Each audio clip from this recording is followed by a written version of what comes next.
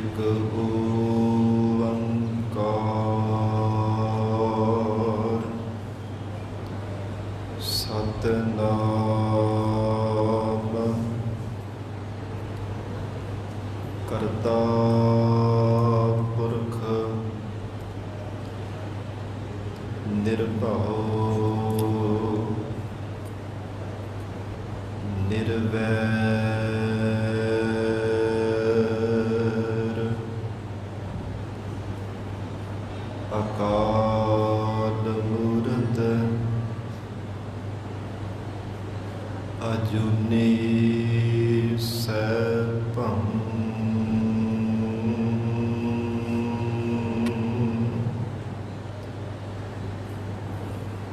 ਗੁਰ ਪ੍ਰਸਾਦ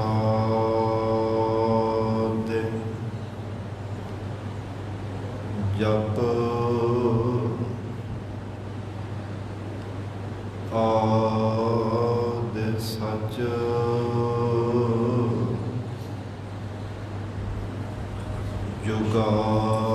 ਜੁਗਾਦਿ ਸਚ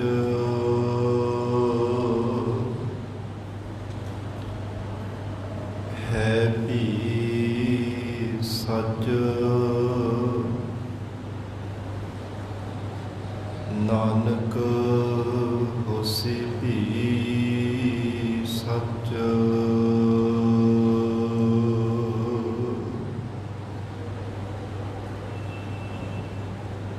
ਤੁਮ ਦਾਤੇ ਠਾਕੁਰ ਪ੍ਰਤਪਾਲਕ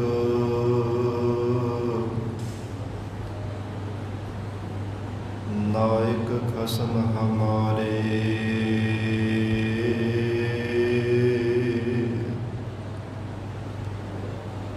ਨਿਮਖ ਨਿਮਖ ਤੁਮ ਹੀ ਪ੍ਰਤਪਾਲਹੁ ਹਮ ਬਾਰਿਕ ਤੁਮਰੇ ਧਾਰੇ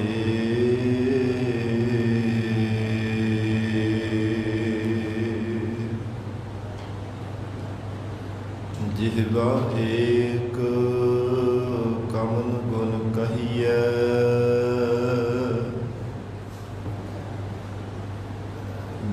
ਬੇਸੁਮਾਰ ਬੇਅੰਤ ਸੁਆਮੀ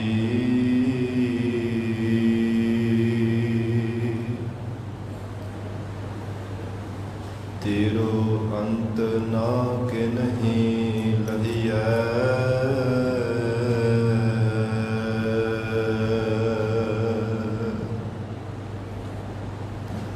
ਕਹਾਂ ਬੁੱਧ ਪ੍ਰਭ ਤੁਛ ਹਮਾਰੀ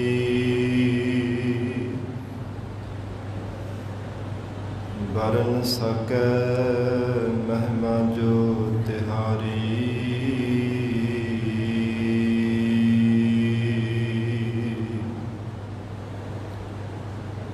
ਹਮ ਨਾ ਸਕਤ ਕਰ ਸਿਫਤ ਤੁਮਾਰੀ ਆਪ ਲੇਹੁ ਤੁਮ ਕਥਾ ਸੁਧਾਰੀ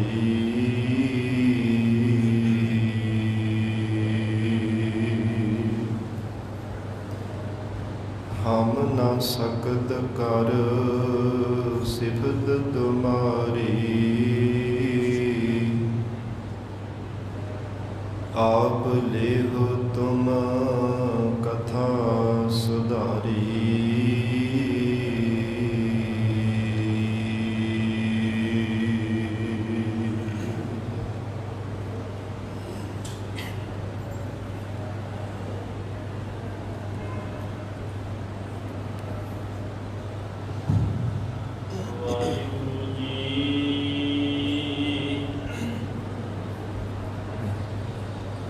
ਸਤਿਨਾਮ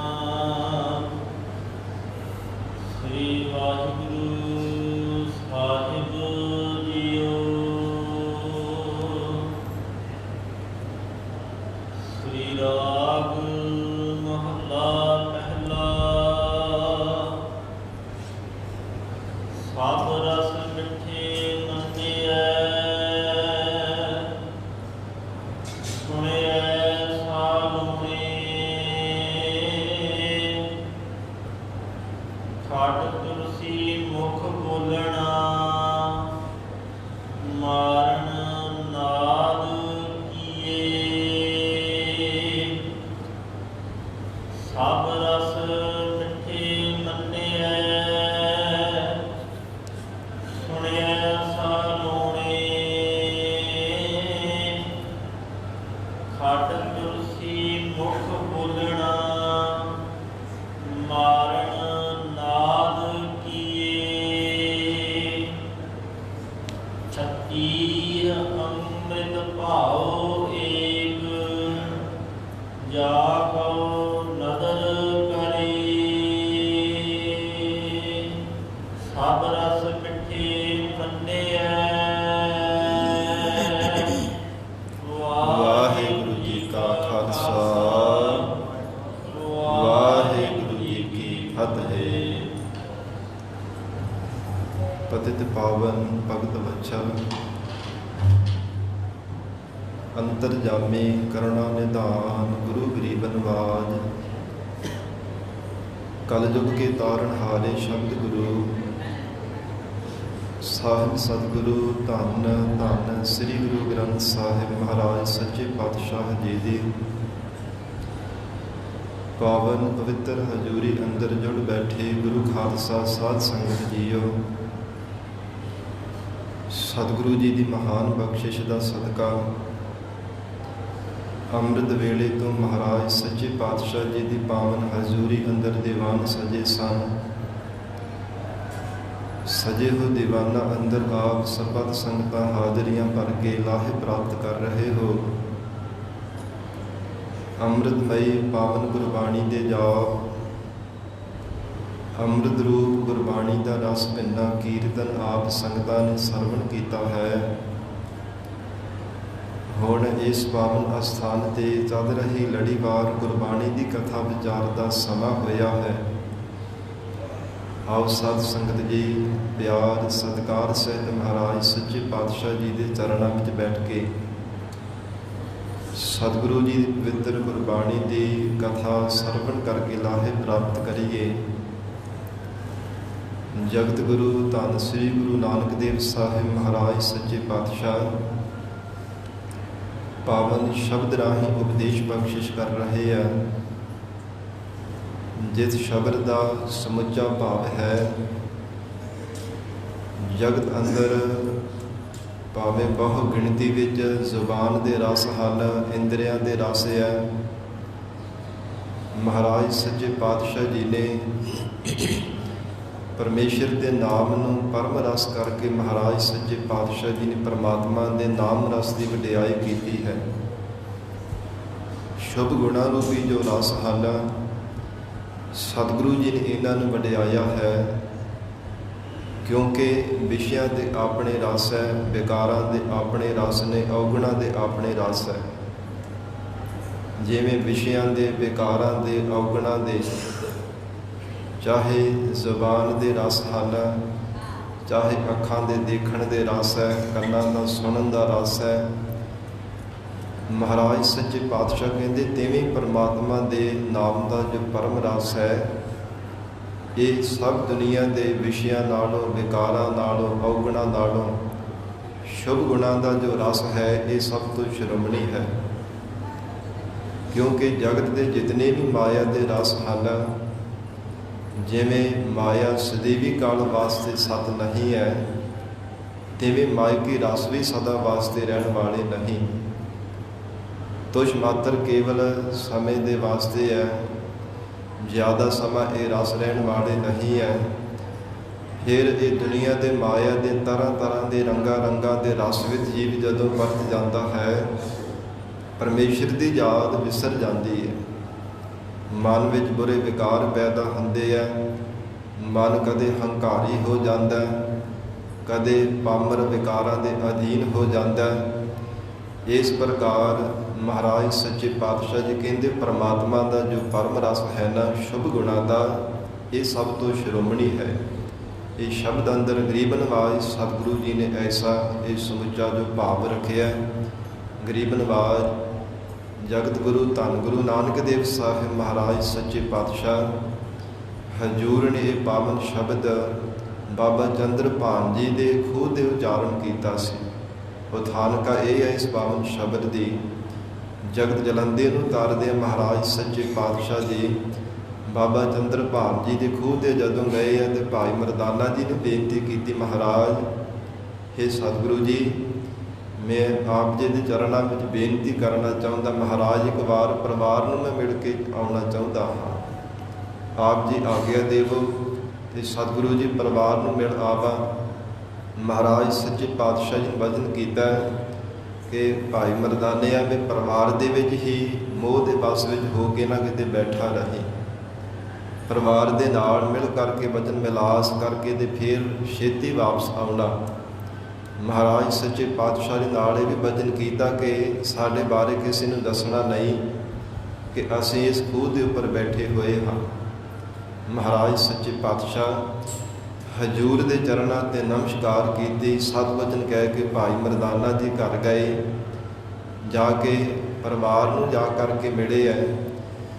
ਜਦੋਂ ਲੰਘ ਰਹੇ ਤੇ ਮਾਤਾ ਤ੍ਰਿਪਤਾ ਜੀ ਨੇ ਭਾਈ ਮਰਦਾਨਾ ਜੀ ਨੂੰ ਜਾਂਦੇ ਹੋਏ ਦੇਖਿਆ। ਜਦੋਂ ਸਾਹਮਣੇ ਹੋ ਗਏ ਤੇ ਭਾਈ ਮਰਦਾਨਾ ਜੀ ਵੀ ਮਾਤਾ ਜੀ ਦੇ ਚਰਨਾਂ ਤੇ ਨਮਸਕਾਰ ਕਰਨ ਲੱਗ ਪਏ। ਫਿਰ ਕਹਿਣ ਲੱਗੇ ਕਿ ਸਾਡੇ ਲਾਲ ਜੀ ਸਤਿਗੁਰੂ ਨਾਨਕ ਦੇਵ ਜੀ ਕਿੱਥੇ ਹਨ? ਤੇ ਉਸ ਸਮੇਂ ਚੁੱਪਤਾ ਧਾਰਨ ਕਰ ਲਈ, ਕਿਉਂਕਿ ਸਤਿਗੁਰੂ ਜੀ ਦੀ ਆਗਿਆ ਨਹੀਂ ਸੀ ਦੱਸਣ ਦੀ।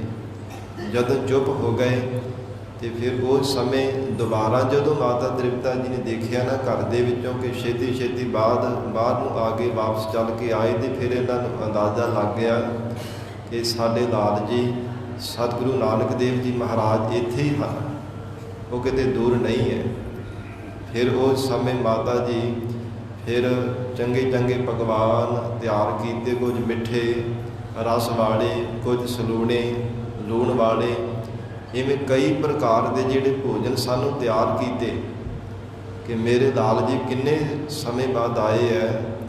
ਇਹਨਾਂ ਨੇ ਸੰਸਾਰ ਦੇ ਅੰਦਰ ਸਿੱਖੀ ਦਾ ਪ੍ਰਚਾਰ ਕਰਨ ਵਾਸਤੇ ਦੂਰ ਦੂਰ ਤੱਕ ਜਾਣਾ ਕੀਤਾ, ਬਹੁਤ ਸਮੇਂ ਬਾਅਦ ਆ ਕਰਕੇ ਮਿਲਣ ਲੱਗੇ ਹੈ। ਇਸ ਕਰਕੇ ਚੰਗੇ ਚੰਗੇ ਪਕਵਾਨ ਆਪਣੇ ਹੱਥੀਂ ਤਿਆਰ ਕਰਕੇ ਛਕਾਵਾਂ, ਬਹੁਤ ਪ੍ਰਸੰਨ ਹੋਵਣਗੇ। ਫਿਰ ਕਹਿੰਦੇ ਕਿ ਬਹੁਤ ਸਮੇਂ ਬਾਅਦ ਆਏ ਹੈ, ਸੁੰਦਰ ਪੋਸ਼ਾਕਾਂ ਵੀ ਲੈ ਲਈਆਂ, ਨੀਲੇ ਰੰਗ ਦੀ, ਲਾਲ ਰੰਗ ਦੀ, ਸਫੈਦ ਰੰਗ ਦੀ, ਇੱਦਾਂ ਦੀਆਂ ਚੰਗੇ ਜੋ ਵੀ ਮਨ ਨੂੰ ਚੰਗੀਆਂ ਲੱਗੀਆਂ ਮਾਤਾ ਤ੍ਰਿਪਤਾ ਜੀ ਨੇ ਪੋਸ਼ਾਕਾਂ ਵੀ ਲੈ ਲਈਆਂ। ਇਸ ਪ੍ਰਕਾਰ ਬਾਬਾ ਕਾਲੂ ਜੀ, ਬਾਬਾ ਮਹਿਤਾ ਕਾਲੂ ਕਲਿਆਣ ਚੰਦ ਜੀ, ਉਹ ਵੀ ਘੋੜੇ ਦੇ ਉੱਪਰ ਚੜ੍ਹ ਕਰਕੇ ਪਿੱਛੇ ਪਿੱਛੇ ਆ ਗਏ। ਤੇ ਸਤਿਗੁਰੂ ਜੀ ਦੇ ਚਾਚਾ ਜੀ ਬਾਬਾ ਲਾਲ ਚੰਦ ਜੀ, ਉਹ ਵੀ ਮਹਾਰਾਜ ਸੱਚੇ ਪਾਤਸ਼ਾਹ ਜੀ ਨੂੰ ਮਿਲਣ ਵਾਸਤੇ ਪਿੱਛੇ ਆ ਗਏ। ਜਦੋਂ ਪਤਾ ਲੱਗ ਗਿਆ ਕਿ ਬਾਬਾ ਚੰਦਰਪਾਲ ਜੀ ਦੇ ਖੂਹ ਤੇ ਸਤਿਗੁਰੂ ਜੀ ਬੈਠੇ ਨੇ, ਉਸ ਸਮੇਂ ਸਤਿਗੁਰੂ ਜੀ ਨਾਲ ਮਿਲਣ ਵਾਸਤੇ ਇਹ ਸਾਰਾ ਪਰਿਵਾਰ ਜਦੋਂ ਮਿਲ ਕਰਕੇ ਆਇਆ, ਗਰੀਬ ਨਵਾਜ ਸਤਿਗੁਰੂ ਜੀ ਦੇ ਕੋਲ ਆਏ ਤੇ ਮਾਤਾ ਤ੍ਰਿਪਤਾ ਜੀ ਨੂੰ ਦੇਖ ਕੇ ਮਹਾਰਾਜ ਸੱਚੇ ਪਾਤਸ਼ਾਹ ਜੀ ਨੇ ਬੜੇ ਸਤਿਕਾਰ ਪਿਆਰ ਦੇ ਨਾਲ ਨਮਸਕਾਰ ਕੀਤੀ। ਪਿਤਾ ਜੀ ਨੂੰ ਮਿਲੇ, ਚਾਚਾ ਜੀ ਨੂੰ ਮਿਲੇ, ਸੁਖ ਸ਼ਾਂਤੀ ਪੁੱਛੀ ਹੈ। ਫਿਰ ਮਹਾਰਾਜ ਸੱਚੇ ਪਾਤਸ਼ਾਹ ਨੇ ਜੋ ਮਾਤਾ ਜੀ ਦੇ ਸੀਸ ਤੇ ਪਦਾਰਥਾਂ ਦਾ ਸਾਧ ਸੰਗਤ ਜੀ ਕਾਠ ਬੰਨ੍ਹ ਕਰਕੇ ਰੱਖੀ ਹੋਈ ਸੀ, ਜਿਵੇਂ ਛਿੱਕੂ ਵਿੱਚ ਪ੍ਰਸ਼ਾਦੇ ਬੰਨੇ ਹੁੰਦੇ ਹੈ, ਇਵੇਂ ਬਹੁਤ ਸਾਰੇ ਤਰ੍ਹਾਂ ਤਰ੍ਹਾਂ ਦੇ ਪਦਾਰਥ, ਬਹੁਤ ਸਾਰੇ ਤਰ੍ਹਾਂ ਤਰ੍ਹਾਂ ਦੇ ਮਿਸ਼ਟਾਨ ਲੂਣ ਵਾਲੇ ਪਕਵਾਨ ਤਿਆਰ ਕੀਤੇ ਹੋਏ ਤੇ ਗੱਠ ਬੰਨ੍ਹ ਕੇ ਸਿਰ ਦੇ ਉੱਪਰ ਰੱਖੀ ਹੋਈ ਸੀ। ਸਤਿਗੁਰੂ ਜੀ ਨੇ ਬੜੇ ਪਿਆਰ ਦੇ ਨਾਲ ਹੇਠਾਂ ਲਵਾਈ। ਗਰੀਬ ਨਵਾਜ ਮਹਾਰਾਜ ਸੱਚੇ ਪਾਤਸ਼ਾਹ ਜੀ ਨੂੰ ਮਾਤਾ ਜੀ ਕਹਿਣ ਲੱਗੇ, ਇਹ ਲਾਲ ਜੀ ਤੁਹਾਡੇ ਵਾਸਤੇ ਇਹ ਮਿਸ਼ਟਾਨ ਪਦਾਰਥ ਲੈ ਕਰਕੇ ਆਏ ਹਾਂ, ਛਕ ਲਓ।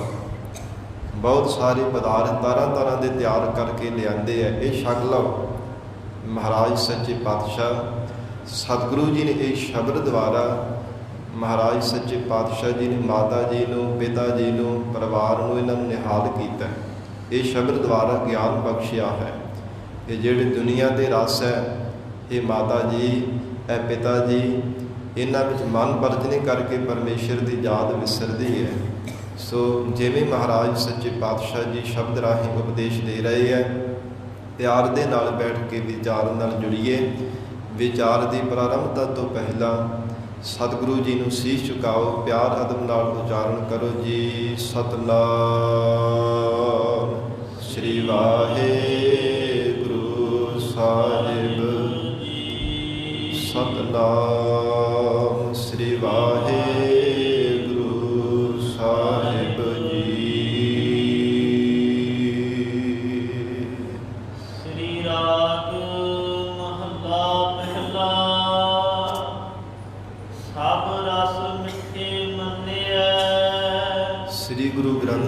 ਜੀ ਦੇ 16 ਅੰਗ ਤੇ ਰਾਗ ਸ੍ਰੀ ਰਾਗ ਅੰਦਰ ਜਗਤ ਗੁਰੂ ਨਾਨਕ ਦੇਵ ਸਾਹਿਬ ਮਹਾਰਾਜ ਸੱਚੇ ਪਾਤਸ਼ਾਹ ਫਰਮਾਉਂਦੇ ਹੈ, ਹੇ ਮਾਤਾ ਜੀ ਸਭ ਰਸ ਮਿੱਠੇ ਮੰਨੇ ਹੈ। ਪਰਮੇਸ਼ਰ ਦੇ ਨਾਮ ਦਾ ਜੋ ਅਸੀਂ ਮੰਨਣ ਕਰਦੇ ਹਾਂ, ਇਹ ਉਹ ਸਾਰੇ ਪ੍ਰਕਾਰ ਦੇ ਜਿਤਨੇ ਵੀ ਮਿਸ਼ਟਾਨ ਮਿੱਠੇ ਪਦਾਰਥ ਹੈ, ਜਿਵੇਂ ਮਿਸ਼ਟਾਨ ਮਿੱਠੇ ਜੋ ਵੀ ਭਗਵਾਨ ਆਪ ਜੀ ਨੇ ਤਿਆਰ ਕੀਤੇ ਹੈ, ਜਿੰਨੇ ਵੀ ਪ੍ਰਕਾਰ ਦੇ ਮਿਸ਼ਟਾਨ ਪਦਾਰਥ ਹਨ, ਮਹਾਰਾਜ ਸੱਚੇ ਪਾਤਸ਼ਾਹ ਕਹਿੰਦੇ ਪਰਮੇਸ਼ਰ ਦੇ ਨਾਮ ਦਾ ਜੋ ਮੰਨਣ ਕਰਨਾ ਹੈ, ਇਹੋ ਹੀ ਅਸਾਂ ਨੇ ਮਿੱਠੇ ਪਦਾਰਥ ਸਮਝੇ ਹਨ। ਮੇਰੀ ਬਨਵਾਜ ਸਤਿਗੁਰੂ ਜੀ ਨੂੰ ਫਿਰ ਮਾਤਾ ਜੀ ਕਹਿਣ ਲੱਗੇ, ਐ ਲਾਲ ਜੀ ਫਿਰ ਲੂਣ ਵਾਲੇ ਸਲੂਣੇ ਜੋ ਪਦਾਰਥ ਤਿਆਰ ਕੀਤੇ ਆ ਉਹ ਛਕ ਲਓ। ਤੇ ਮਹਾਰਾਜ ਸੱਚੇ ਪਾਤਸ਼ਾਹ ਕਹਿੰਦੇ ਪਰਮੇਸ਼ਰ ਦੇ ਨਾਮ ਦਾ ਜੋ ਭਜਨ ਸੁਣਨਾ ਹੈ, ਪਰਮਾਤਮਾ ਦੇ ਨਾਮ ਦਾ ਸਰਵਣ ਕਰਨਾ ਸ਼ਰਧਾ ਵਿਸ਼ਵਾਸ ਰੂਪੀ ਕੰਨਾਂ ਦੁਆਰਾ, ਇਹੋ ਹੀ ਸਾਡੇ ਵਾਸਤੇ ਸਲੂਣੇ ਪਦਾਰਥ ਹਨ। ਖਟ ਤੁਲਸੀ ਮੁਖ ਬੋਲਣਾ। ਫਿਰ ਕਹਿੰਦੇ ਕਿ ਜਿਹੜੇ ਖਟ ਤੁਲਸੀ, ਖਟ ਕਹਿੰਦੇ ਨੇ ਖੱਟੇ ਤੇ ਤੁਲਸੀ ਮਿੱਠੇ, ਖਟ ਮਿੱਠੇ ਜਿਹੜੇ ਪਦਾਰਥ ਹੁੰਦੇ ਆ, ਪੂਰੇ ਖੱਟੇ ਵੀ ਨਹੀਂ ਹੁੰਦੇ ਤੇ ਪੂਰੇ ਮਿੱਠੇ ਵੀ ਨਹੀਂ ਹੁੰਦੇ, ਉਹ ਖਟ ਮਿੱਠੇ ਉਹਨਾਂ ਨੂੰ ਪਦਾਰਥ ਆਖਿਆ ਜਾਂਦਾ। ਖਟ ਤੁਲਸੀ ਮੁਖ ਬੋਲਣਾ, ਤੇ ਜੋ ਪਰਮੇਸ਼ਰ ਦੇ ਨਾਮ ਦਾ ਮੁਖ ਤੋਂ ਬੋਲਦੇ ਹਾਂ, ਉਚਾਰਨ ਕਰਦੇ ਹਾਂ, ਇਹ ਮਾਤਾ ਜੀ ਇਹੋ ਸਾਡੇ ਵਾਸਤੇ ਖਟ ਮਿੱਠੇ ਪਦਾਰਥ ਹੈ। ਮਾਰਨ ਨਾਦ ਕੀਏ। ਫਿਰ ਮਾਤਾ ਜੀ ਕਹਿੰਦੇ ਜੇ ਮਿੱਠੇ ਨਹੀਂ, ਖਟ ਮਿੱਠੇ ਨਹੀਂ, ਲੂਣ ਵਾਲੇ ਨਹੀਂ, ਤੇ ਮਸਾਲਿਆਂ ਵਾਲੇ ਪਦਾਰਥ ਵੀ ਤਿਆਰ ਕੀਤੇ ਹੈ, ਇਹ ਲਾਲ ਜੀ ਉਹ ਛਕ ਲਓ। ਤੇ ਸਤਿਗੁਰੂ ਜੀ ਕਹਿੰਦੇ ਹੈ ਮਾਤਾ ਜੀ ਮਾਰਨ ਨਾਦ ਕੀਏ। ਮਾਰਨ ਨਾਮ ਮਸਾਲਿਆਂ ਦਾ ਹੈ ਕਿ ਜਿਹੜੇ ਐਨ ਬਹੁਤੇ ਮਸਾਲੇ, ਤੇਜ਼ ਮਸਾਲੇ ਪਾ ਕੇ ਜਿਵੇਂ ਪਕਵਾਨ ਤਿਆਰ ਕੀਤੇ ਜਾਂਦੇ ਆ ਨਾ, ਬਹੁਤ ਜ਼ਿਆਦਾ ਤੇਜ਼ ਮਸਾਲੇ ਪਾ ਕੇ, ਸਤਿਗੁਰੂ ਜੀ ਕਹਿੰਦੇ ਪਰਮੇਸ਼ਰ ਅਕਾਲ ਪੁਰਖ ਵਾਹਿਗੁਰੂ ਦਾ ਨਾਦ ਧੁਨੀ ਦੁਆਰਾ ਜੋ ਵਾਹਿਗੁਰੂ ਨੂੰ ਰਾਗ ਪ੍ਰੇਮ ਦੇ ਵਿੱਚ ਭਿੱਜ ਕਰਕੇ ਗਾਉਣਾ ਹੈ। ਮਾਰਨ ਨਾਦ ਕੀਏ, ਨਾਦ ਧੁਨੀ ਨੂੰ ਆਖਿਆ ਜਾਂਦਾ ਹੈ। ਤੇ ਰਾਗਾਂ ਦੀਆਂ ਧੁਨੀਆਂ ਇੱਕ ਨਹੀਂ ਬਹੁਤ ਸਾਰੀਆਂ ਹੁੰਦੀਆਂ ਨੇ। ਇੱਕ ਰਾਗ ਹੁੰਦਾ ਤੇ ਸਾਧ ਸੰਗਤ ਜੀ ਉਹਦੇ ਵਿੱਚ ਧੁਨਾਂ ਕਿੰਨੀਆਂ ਪ੍ਰਕਾਰ ਦੀਆਂ ਪ੍ਰਗਟ ਹੁੰਦੀਆਂ ਨੇ। ਰਾਗ ਇੱਕੋ ਹੀ ਹੁੰਦਾ ਵੈ, ਉਸ ਰਾਗ ਨੂੰ ਕੋਈ ਕਿਸੇ ਧੁਨੀ ਵਿੱਚ, ਕੋਈ ਕਿਸੇ ਘਰ ਦੇ ਦੁਆਰਾ, ਪਹਿਲੇ ਘਰ ਸੁਰ ਤਾਲ ਵਿੱਚ, ਕੋਈ ਦੂਸਰੇ ਘਰ ਸੁਰ ਤਾਲ ਵਿੱਚ, ਕੋਈ ਤੀਸਰੇ ਘਰ ਸੁਰ ਤਾਲ ਵਿੱਚ ਗਾਉਂਦਾ। ਜਿਵੇਂ ਸਤਿਗੁਰੂ ਜੀ ਨੇ 17ਵੇਂ ਘਰ ਤੱਕ ਸ੍ਰੀ ਗੁਰੂ ਗ੍ਰੰਥ ਸਾਹਿਬ ਜੀ ਅੰਦਰ ਗੁਰਬਾਣੀ ਨੂੰ ਗਾਇਆ ਹੈ ਰਾਗਾਂ ਵਿੱਚ। ਇਸ ਪ੍ਰਕਾਰ ਵੱਖੋ ਵੱਖਰਾ ਆਪੋ ਆਪਣਾ ਗਾਉਣ ਦਾ ਢੰਗ ਹੈ। ਜਿਵੇਂ ਪਰਮਾਤਮਾ ਨੇ ਕਿਸੇ ਨੂੰ ਕਲਾ ਬਖਸ਼ੀ ਹੈ, ਜਿਵੇਂ ਪਰਮਾਤਮਾ ਨੇ ਕਿਸੇ ਨੂੰ ਗੁਣ ਬਖਸ਼ਿਆ ਹੈ, ਇਉਂ ਮਹਾਰਾਜ ਸੱਚੇ ਪਾਤਸ਼ਾਹ ਸਤਿਗੁਰੂ ਨਾਨਕ ਦੇਵ ਸਾਹਿਬ ਜੀ ਫਰਮਾਨ ਕਰ ਰਹੇ ਹੈ, ਇਹ ਮਾਤਾ ਜੀ ਮਾਰਨ ਨਾਦ ਕੀਏ। ਨਾਦ ਜੋ ਰਾਗਾਂ ਦੀ ਧੁਨੀਆਂ ਦੁਆਰਾ ਪਰਮੇਸ਼ਰ ਨੂੰ ਗਾਉਣਾ, ਇਹੋ ਹੀ ਮਾਰਨ ਮਸਾਲੇਦਾਰ ਅਸਾਂ ਨੇ ਪਕਵਾਨ ਸਮਝਣਾ ਕੀਤੇ ਹੈ, ਜਿਨ੍ਹਾਂ ਦੇ ਵਿੱਚ ਉਪਦੇਸ਼ ਰੂਪੀ ਆਵਾਜ਼ਾਂ ਬਹੁਤ ਸਾਰੀਆਂ ਪ੍ਰਗਟ ਹੁੰਦੀਆਂ ਨੇ। ਰਾਗਾਂ ਦੇ ਦੁਆਰਾ ਬਹੁਤ ਸਾਰਾ ਗਿਆਨ ਮਿਲਦਾ ਹੈ। ਇਹ ਮਹਾਰਾਜ ਸੱਚੇ ਪਾਤਸ਼ਾਹ ਫਰਮਾਉਂਦੇ ਹਨ, ਅੰਮ੍ਰਿਤ ਭਾਉ ਏਕ। ਤੇ ਮਾਤਾ ਜੀ ਕਹਿਣ ਲੱਗੇ, ਹੈ ਲਾਲ ਜੀ ਦੇਖੋ 36 ਪ੍ਰਕਾਰ ਦੇ ਭੋਜਨ ਹੀ ਤੁਹਾਡੇ ਅੱਗੇ ਸਾਰੇ ਲਿਆ ਕਰਕੇ ਰੱਖ ਦਿੰਦੇ ਹੈ। ਹਰ ਪ੍ਰਕਾਰ ਦੇ ਮਿੱਠੇ ਵੀ, ਖੱਟ ਮਿੱਠੇ ਵੀ, ਲੂਣ ਵਾਲੇ ਵੀ, ਇਉਂ ਮਾਰਨ ਜਿਹੜੇ ਮਸਾਲੇਦਾਰ ਪਦਾਰਥ ਹੈ, ਪਕਵਾਨ ਤਿਆਰ ਕੀਤੇ, ਉਹ ਵੀ ਅੱਗੇ ਲਿਆ ਕੇ ਰੱਖੇ ਹੈ। ਕੋਈ ਤਾਂ ਛਕ ਲਓ, 36 ਪ੍ਰਕਾਰ ਦੇ ਭੋਜਨ ਹੈ। ਤੇ ਸਤਿਗੁਰੂ ਜੀ ਕਹਿਣ ਲੱਗੇ, ਹੈ ਮਾਤਾ ਜੀ 36 ਏਕ ਭਾਉ ਕਰ। ਭਾਉ ਦਾ ਅਰਥ ਹੈ ਪਿਆਰ, ਪ੍ਰੇਮ। ਪਰਮੇਸ਼ਰ ਦੇ ਚਰਨਾਂ ਦਾ ਜੋ ਪ੍ਰੇਮ ਧਾਰਨ ਕੀਤਾ, ਇਹੋ ਸਾਡੇ ਵਾਸਤੇ 36 ਪ੍ਰਕਾਰ ਦਾ ਭੋਜਨ ਹੈ। ਕਿਉਂਕਿ ਪ੍ਰੇਮ ਦੇ ਸਮਾਨ ਕੋਈ ਦੁਨੀਆ ਦਾ ਭੋਜਨ, ਕੋਈ ਪਦਾਰਥ, ਕੋਈ ਸ਼ਕਤੀ ਨਹੀਂ ਹੈ। ਜਿਸ ਪ੍ਰੇਮ ਦੇ ਪਰਥਾਏ ਦਸ਼ਮੇਸ਼ ਪਿਤਾ ਧੰਨ ਗੁਰੂ ਗੋਬਿੰਦ ਸਿੰਘ ਸਾਹਿਬ ਸੱਚੇ ਪਾਤਸ਼ਾਹ ਜੀ ਨੇ ਬਚਨ ਉਚਾਰੇ ਆ ਨਾ, ਸਾਜ ਕਹਾਉ ਸੁਨ ਲੇਹੁ ਸਭੈ, ਜਿਨ ਪ੍ਰੇਮ ਕੀਓ ਤਿਨ ਹੀ ਪ੍ਰਭ ਪਾਇਓ। ਪ੍ਰਭੂ ਨੂੰ ਪਾਇਆ ਹੈ ਤਿਨਾਂ ਨੇ ਜਿਨ੍ਹਾਂ ਪ੍ਰੇਮ ਦੇ ਅੰਦਰ ਧਾਰਨ ਕੀਤਾ। ਸਾਧ ਸੰਗਤ ਜੀ ਕਿੰਨੀ ਵੱਡੀ ਇਹ ਦਾਤ ਹੋਵੇਗੀ, ਕਿੰਨੀ ਅਮੋਲਕ ਦਾਤ ਹੈ, ਇਹ ਅੰਦਾਜ਼ਾ ਵੀ ਨਹੀਂ ਲਗਾਇਆ ਜਾ ਸਕਦਾ।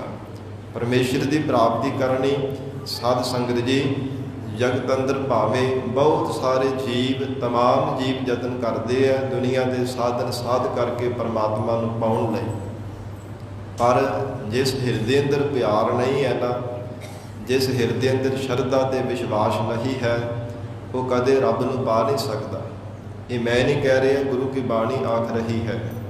ਬੰਦਗੀ ਕਰਨ ਵਾਲੇ ਇਹ ਸਤਿਪੁਰਸ਼ਾਂ ਦੇ ਬਚਨ ਹੈ, ਜਿਨ੍ਹਾਂ ਨੇ ਜੀਵਨ ਦੇ ਵਿੱਚ ਕਮਾਇਆ ਹੈ, ਜੋ ਰੱਬ ਦੇ ਨਾਲ ਮਿਲੇ ਹੋਏ ਆ, ਰੱਬ ਦੇ ਪਿਆਰੇ ਆਖਦੇ ਆਪ ਮੁਹਾਰੇ ਹੋ ਕੇ। ਜੇ ਹਿਰਦੇ ਅੰਦਰ ਪਰਮੇਸ਼ਰ ਦਾ ਪਿਆਰ ਨਹੀਂ, ਸ਼ਰਧਾ ਨਹੀਂ, ਵਿਸ਼ਵਾਸ ਨਹੀਂ, ਕਿਉਂਕਿ ਸ਼ਰਧਾ ਹੀ ਭਗਤੀ ਦੀ ਜੜ ਹੈ। ਜੋ ਵੀ ਮਨੁੱਖ ਬੰਦਗੀ ਕਰਦਾ, ਨਿਤਨੇਮ ਕਰਦਾ, ਚਾਹੇ ਸਹਿਜ ਪਾਠ ਗੁਰਬਾਣੀ ਪੜ੍ਹਦਾ, ਸਿਮਰਨ ਕਰਦਾ ਹੈ, ਜਿਤਨਾ ਵੀ ਕੋਈ ਜਪ ਤਪ ਕਰਦਾ, ਇਹ ਜਾਣੋ ਕਿ ਫਿਰ ਸਾਧ ਸੰਗਤ ਜੀ ਅੱਗੇ ਜਿਹੜਾ ਰੁੱਖ ਹੈ ਫਲੀਭੂਤ ਹੁੰਦਾ। ਜਿੰਨਾ ਕੋਈ ਜ਼ਿਆਦਾ ਅਭਿਆਸ ਕਰੀ ਜਾਂਦਾ, ਉਹਨਾਂ ਜ਼ਿਆਦਾ ਇਹ ਸਾਧ ਸੰਗਤ ਜੀ ਫਿਰ ਫਲਦਾਇਕ, ਇਹ ਰੁੱਖ ਨੂੰ ਫਲ ਲੱਗਦਾ ਹੈ, ਉਹਨਾਂ ਜ਼ਿਆਦਾ ਮਿਠਾਸ ਆਉਂਦੀ ਹੈ। ਇਹ ਮਹਾਰਾਜ ਸੱਚੇ ਪਾਤਸ਼ਾਹ ਕਹਿੰਦੇ ਜਿਹਦੀ ਜੜ ਹੀ ਨਾ ਹੋਵੇ ਤੇ ਉਹ ਰੁੱਖ ਕਿਵੇਂ ਫਲੀਭੂਤ ਹੋ ਸਕਦਾ, ਸੁੱਕ ਜਾਂਦਾ ਹੈ। ਇਸੇ ਤਰ੍ਹਾਂ ਜਿਸ ਜੀਵ ਦੇ ਹਿਰਦੇ ਅੰਦਰ ਸ਼ਰਧਾ ਰੂਪ ਇਹ ਭਗਤੀ ਨਹੀਂ ਹੈ ਨਾ, ਭਗਤੀ ਦੀ ਸਾਧ ਸੰਗਤ ਦੀ ਸ਼ਰਧਾ ਰੂਪ ਜੜ ਨਹੀਂ ਹੈ, ਉਹ ਕਦਾਚਿਤ ਵੀ ਪਰਮਾਰਥ ਦੇ ਰਸਤੇ ਤੇ ਅੱਗੇ ਵੱਧ ਨਹੀਂ ਸਕਦਾ। ਸ਼ਰਧਾ ਹੋਣੀ ਸਭ ਤੋਂ ਪਹਿਲਾਂ ਜ਼ਰੂਰੀ ਹੈ। ਇਸ ਲਈ ਮਹਾਰਾਜ ਸੱਚੇ ਪਾਤਸ਼ਾਹ ਧੰਨ ਗੁਰੂ ਨਾਨਕ ਦੇਵ ਸਾਹਿਬ ਜੀ ਫਰਮਾਨ ਕਰ ਰਹੇ ਹੈ। ਹਜ਼ੂਰ ਫਰਮਾਉਂਦੇ ਹੈ, 36 ਏਕ ਭਾਉ ਕਰ, 36 ਅੰਮ੍ਰਿਤ ਭਾਉ ਏਕ। ਕਹਿੰਦੇ ਹਨ ਕਿ 36 ਪ੍ਰਕਾਰ ਦੇ ਜਿਹੜੇ ਭੋਜਨ ਹੈ ਇਹ ਅੰਮ੍ਰਿਤ ਵਰਗੇ ਸਾਨੂੰ ਲੱਗਦੇ, ਜੋ ਪਰਮੇਸ਼ਰ ਦਾ ਪਿਆਰ ਇਹਦੇ ਅੰਦਰ ਧਾਰਨ ਕੀਤਾ ਹੈ। ਜਾ ਕਉ ਨਦਰ ਕਰੇ, ਪਰ ਇਹ ਦਾਤ ਕਿਹਨਾਂ ਨੂੰ ਪ੍ਰਾਪਤ ਹੁੰਦੀ ਹੈ? ਜਾ ਕਉ, ਜਿਨ੍ਹਾਂ ਤੇ ਪ੍ਰਮਾਤਮਾ ਅਕਾਲ ਪੁਰਖ ਪਰਮੇਸ਼ਰ ਕਿਰਪਾ ਦੀ ਨਜ਼ਰ ਕਰ ਦਿੰਦਾ ਹੈ। ਪਰਮੇਸ਼ਰ ਜਿਨ੍ਹਾਂ ਤੇ ਦਇਆ ਦ੍ਰਿਸ਼ਟੀ ਕਰਦਾ ਹੈ, ਉਹਨਾਂ ਨੂੰ ਐਸੇ ਸ਼ੁਭ ਗੁਣਾਂ ਦੀ ਪ੍ਰਾਪਤੀ ਹੁੰਦੀ ਹੈ। ਉਹਨਾਂ ਗੁਰਮੁਖਾਂ ਦੇ ਹਿਰਦੇ ਅੰਦਰ ਪਰਮੇਸ਼ਰ ਦੇ ਚਰਨਾਂ ਦਾ ਪਿਆਰ ਪੈਦਾ ਹੁੰਦਾ ਹੈ। ਨਹੀਂ ਤਾਂ ਰੰਗਾਂ ਰੰਗਾਂ ਦੀ ਦੁਨੀਆ ਦਾ ਪ੍ਰੇਮ ਹੀ ਮਨ ਵਿੱਚ ਲੱਗਾ ਰਹਿੰਦਾ ਹੈ। ਪਦਾਰਥਾਂ ਦਾ, ਧਨ ਦੌਲਤ ਦਾ, ਪਰਿਵਾਰ ਦਾ ਪਿਆਰ ਹੀ ਮਨ ਵਿੱਚ ਲੱਗਾ ਰਹਿੰਦਾ ਹੈ। ਮਹਾਰਾਜ ਸੱਚੇ ਪਾਤਸ਼ਾਹ ਕਹਿੰਦੇ ਜਿਨ੍ਹਾਂ ਤੇ ਪਰਮੇਸ਼ਰ ਦੀ ਕਿਰਪਾ ਹੁੰਦੀ ਹੈ, ਉਹ ਫਿਰ ਸਾਧ ਸੰਗਤ ਵਿੱਚ ਆਉਂਦੇ ਹੈ। ਸਾਧ ਸੰਗਤ ਵਿੱਚ ਆ ਕੇ ਪਰਮੇਸ਼ਰ ਦਾ ਪ੍ਰੇਮ ਲੱਗਦਾ ਹੈ। ਸਾਧ ਸੰਗਤ ਬਿਨਾ ਭਾਵ ਨਹੀਂ ਉਪਜੈ, ਭਾਵ ਬਿਨ ਭਗਤ ਨਾ ਹੋਏ ਤੇਰੀ। ਹੈ ਪਰਮਾਤਮਾ, ਆਪ ਦੀ ਸਤ ਸੰਗਤ ਕੀਤੇ ਬਿਨਾਂ ਹਿਰਦੇ ਅੰਦਰ ਪਿਆਰ ਨਹੀਂ ਪੈਦਾ ਹੋ ਸਕਦਾ, ਤੇ ਆਪ ਜੀ ਦੇ ਸੱਚੇ ਪਿਆਰ ਤੋਂ ਬਿਨਾਂ ਮਹਾਰਾਜ ਤੁਹਾਡੀ ਭਗਤੀ ਵੀ ਕੀਤੀ ਮਹਾਰਾਜ ਫਲੀਭੂਤ ਨਹੀਂ ਹੁੰਦੀ। ਐਸੀ ਇਹ ਅਮੋਲਕ ਦਾਤ ਹੈ ਪਰਮੇਸ਼ਰ ਦੇ ਚਰਨਾਂ ਦੇ ਪਿਆਰ ਦੀ। ਸਾਧ ਸੰਗਤ ਜੀ ਬੇਨਤੀ ਕਰਾਂ, ਇਹ ਨਾਲ ਜਗਿਆਸੂ ਨੂੰ ਵੀ ਉਪਦੇਸ਼ ਬਖਸ਼ਿਆ ਹੈ, ਕਿਉਂਕਿ ਜਿਹੜਾ ਜਗਿਆਸੂ ਹੁੰਦਾ ਹੈ ਨਾ, ਉਹਨੂੰ ਅਧਿਕਾਰੀ ਆਖਿਆ ਜਾਂਦਾ ਹੈ। ਜਿਵੇਂ ਮਹਾਰਾਜ ਸੱਚੇ ਪਾਤਸ਼ਾਹ ਜੀ ਨੇ ਅਧਿਕਾਰੀ ਅਤੇ ਅਨਅਧਿਕਾਰੀ ਦੇ ਪ੍ਰਥਾਏ ਵੀ ਬਚਨ ਉਚਾਰੇ ਆ। ਯੋਗ ਅਤੇ ਅਯੋਗ ਜਿਹਨੂੰ ਆਖਿਆ ਜਾਂਦਾ ਹੈ। ਅਧਿਕਾਰੀ ਉਹ ਹੁੰਦਾ ਜਿਹੜਾ ਯੋਗ ਹੁੰਦਾ ਹੈ ਉਪਦੇਸ਼ ਲੈਣੇ ਦੇ, ਜਿਹਨੂੰ ਜਗਿਆਸੂ ਆਖਿਆ ਗਿਆ ਹੈ। ਸਾਧ ਸੰਗਤ ਜੀ, ਜਗਿਆਸੂ ਉਹ ਹੁੰਦਾ ਜਿਹਦੇ ਮਨ ਵਿੱਚ ਆਸਾ ਜਾਗੀ ਹੋਵੇ ਰੱਬ ਦੇ ਨਾਲ ਮਿਲਣੇ ਦੀ, ਕਿ ਪ੍ਰਮਾਤਮਾ ਦੇ ਨਾਲ ਮਿਲਣਾ ਹੈ। ਸੰਸਾਰ ਦੇ ਵੱਲੋਂ ਮੋਹ ਆਪਣਾ ਤੋੜ ਲੈਂਦਾ ਹੈ, ਦੁਨੀਆ ਦੇ ਬੰਧਨਾਂ ਤੋਂ ਰਹਿਤ ਹੋ ਜਾਂਦਾ ਹੈ। ਮਨ ਵਿੱਚ ਕੇਵਲ ਇੱਕੋ ਹੀ ਆਸ ਜਾਗਦੀ ਹੈ ਪਰਮੇਸ਼ਰ ਦੇ ਨਾਲ ਮਿਲਣ ਦੀ। ਪਰਮਾਤਮਾ ਜਿਹਨੂੰ ਇਹਨੀ ਸੋਝੀ ਬਖਸ਼ਿਸ਼ ਕਰ ਦਿੰਦਾ ਹੈ ਨਾ, ਇਹ ਜੀਵ ਤੈਨੂੰ ਪਰਮਾਤਮਾ ਨੇ ਇਹ ਸ਼ੁਭ ਅਵਸਰ ਦਿੱਤਾ ਹੈ ਵਾਹਿਗੁਰੂ ਦੀ ਅਭੇਦਤਾ ਪਾਵਣੇ ਦਾ। ਜਿਸ ਹਿਰਦੇ ਅੰਦਰ ਐਸੀ ਸੋਝੀ ਆ ਜਾਂਦੀ ਹੈ, ਉਹ ਮਨ ਵਿੱਚ ਆਸਾ ਧਾਰਨ ਕਰ ਲੈਂਦਾ, ਬਾਰ-ਬਾਰ ਬੇਨਤੀਆਂ ਕਰਦਾ ਹੈ, ਐ ਪਰਮਾਤਮਾ ਬਹੁਤ ਜਨਮ ਵਿਸ਼ਰੇ ਥੇ ਮਾਧਵ, ਇਹੋ ਜਨਮ ਤੁਮਾਰੇ ਲਿਖੇ, ਕਹਿ ਰਵਿਦਾਸ ਆਸ ਲਗ ਜੀਵੋ, ਚਿਰ ਭਇਓ ਦਰਸ਼ਨ ਦੇਖੇ। ਬੇਨਤੀ ਤਾਂ ਕਰ ਰਿਹਾ ਕਿ ਜਗਿਆਸੂ ਦੇ ਪ੍ਰਥਾਏ ਵਿੱਚ ਸਤਿਗੁਰੂ ਜੀ ਨੇ ਉਪਦੇਸ਼ ਬਖਸ਼ਿਆ ਹੈ। ਇਹ ਭਾਵਨਾ ਬਣਾ ਕੇ ਗੁਰੂ ਸ਼ਬਦ ਦੀ ਵਿਚਾਰ ਸਰਵਣ ਕਰਨੀ ਹੈ ਕਿ ਸਤਿਗੁਰੂ ਜੀ ਸਾਨੂੰ ਉਪਦੇਸ਼ ਬਖਸ਼ਿਸ਼ ਕਰ ਰਹੇ ਹੈ। ਇਹ ਨਹੀਂ ਮਤਾਂ ਸੋਚਣਾ ਕਿ ਕੇਵਲ ਮਹਾਰਾਜ ਜੀ ਮਾਤਾ ਤ੍ਰਿਪਤਾ ਜੀ ਨੂੰ ਜਾਂ ਬਾਬਾ ਕਲਿਆਣ ਚੰਦ ਜੀ ਨੂੰ ਹੀ ਸਤਿਗੁਰੂ ਜੀ ਉਪਦੇਸ਼ ਦੇ ਰਹੇ ਹੈ। ਇਹ ਸਾਧ ਸੰਗਤ ਜੀ ਭਾਵੇਂ ਕਿਸੇ ਵੀ ਪ੍ਰਥਾਏ ਸ਼ਬਦ ਉਚਾਰਨ ਕੀਤਾ ਹੋਵੇ, ਜਗਿਆਸੂ ਦਾ ਇਹ ਫਰਜ਼ ਹੈ ਕਿ ਭਾਵਨਾ ਬਣਾ ਕੇ ਸਰਵਣ ਕਰਨਾ ਕਿ ਮਹਾਰਾਜ ਮੈਨੂੰ ਹੀ ਉਪਦੇਸ਼ ਬਖਸ਼ਿਸ਼ ਕਰ ਰਹੇ ਹੈ।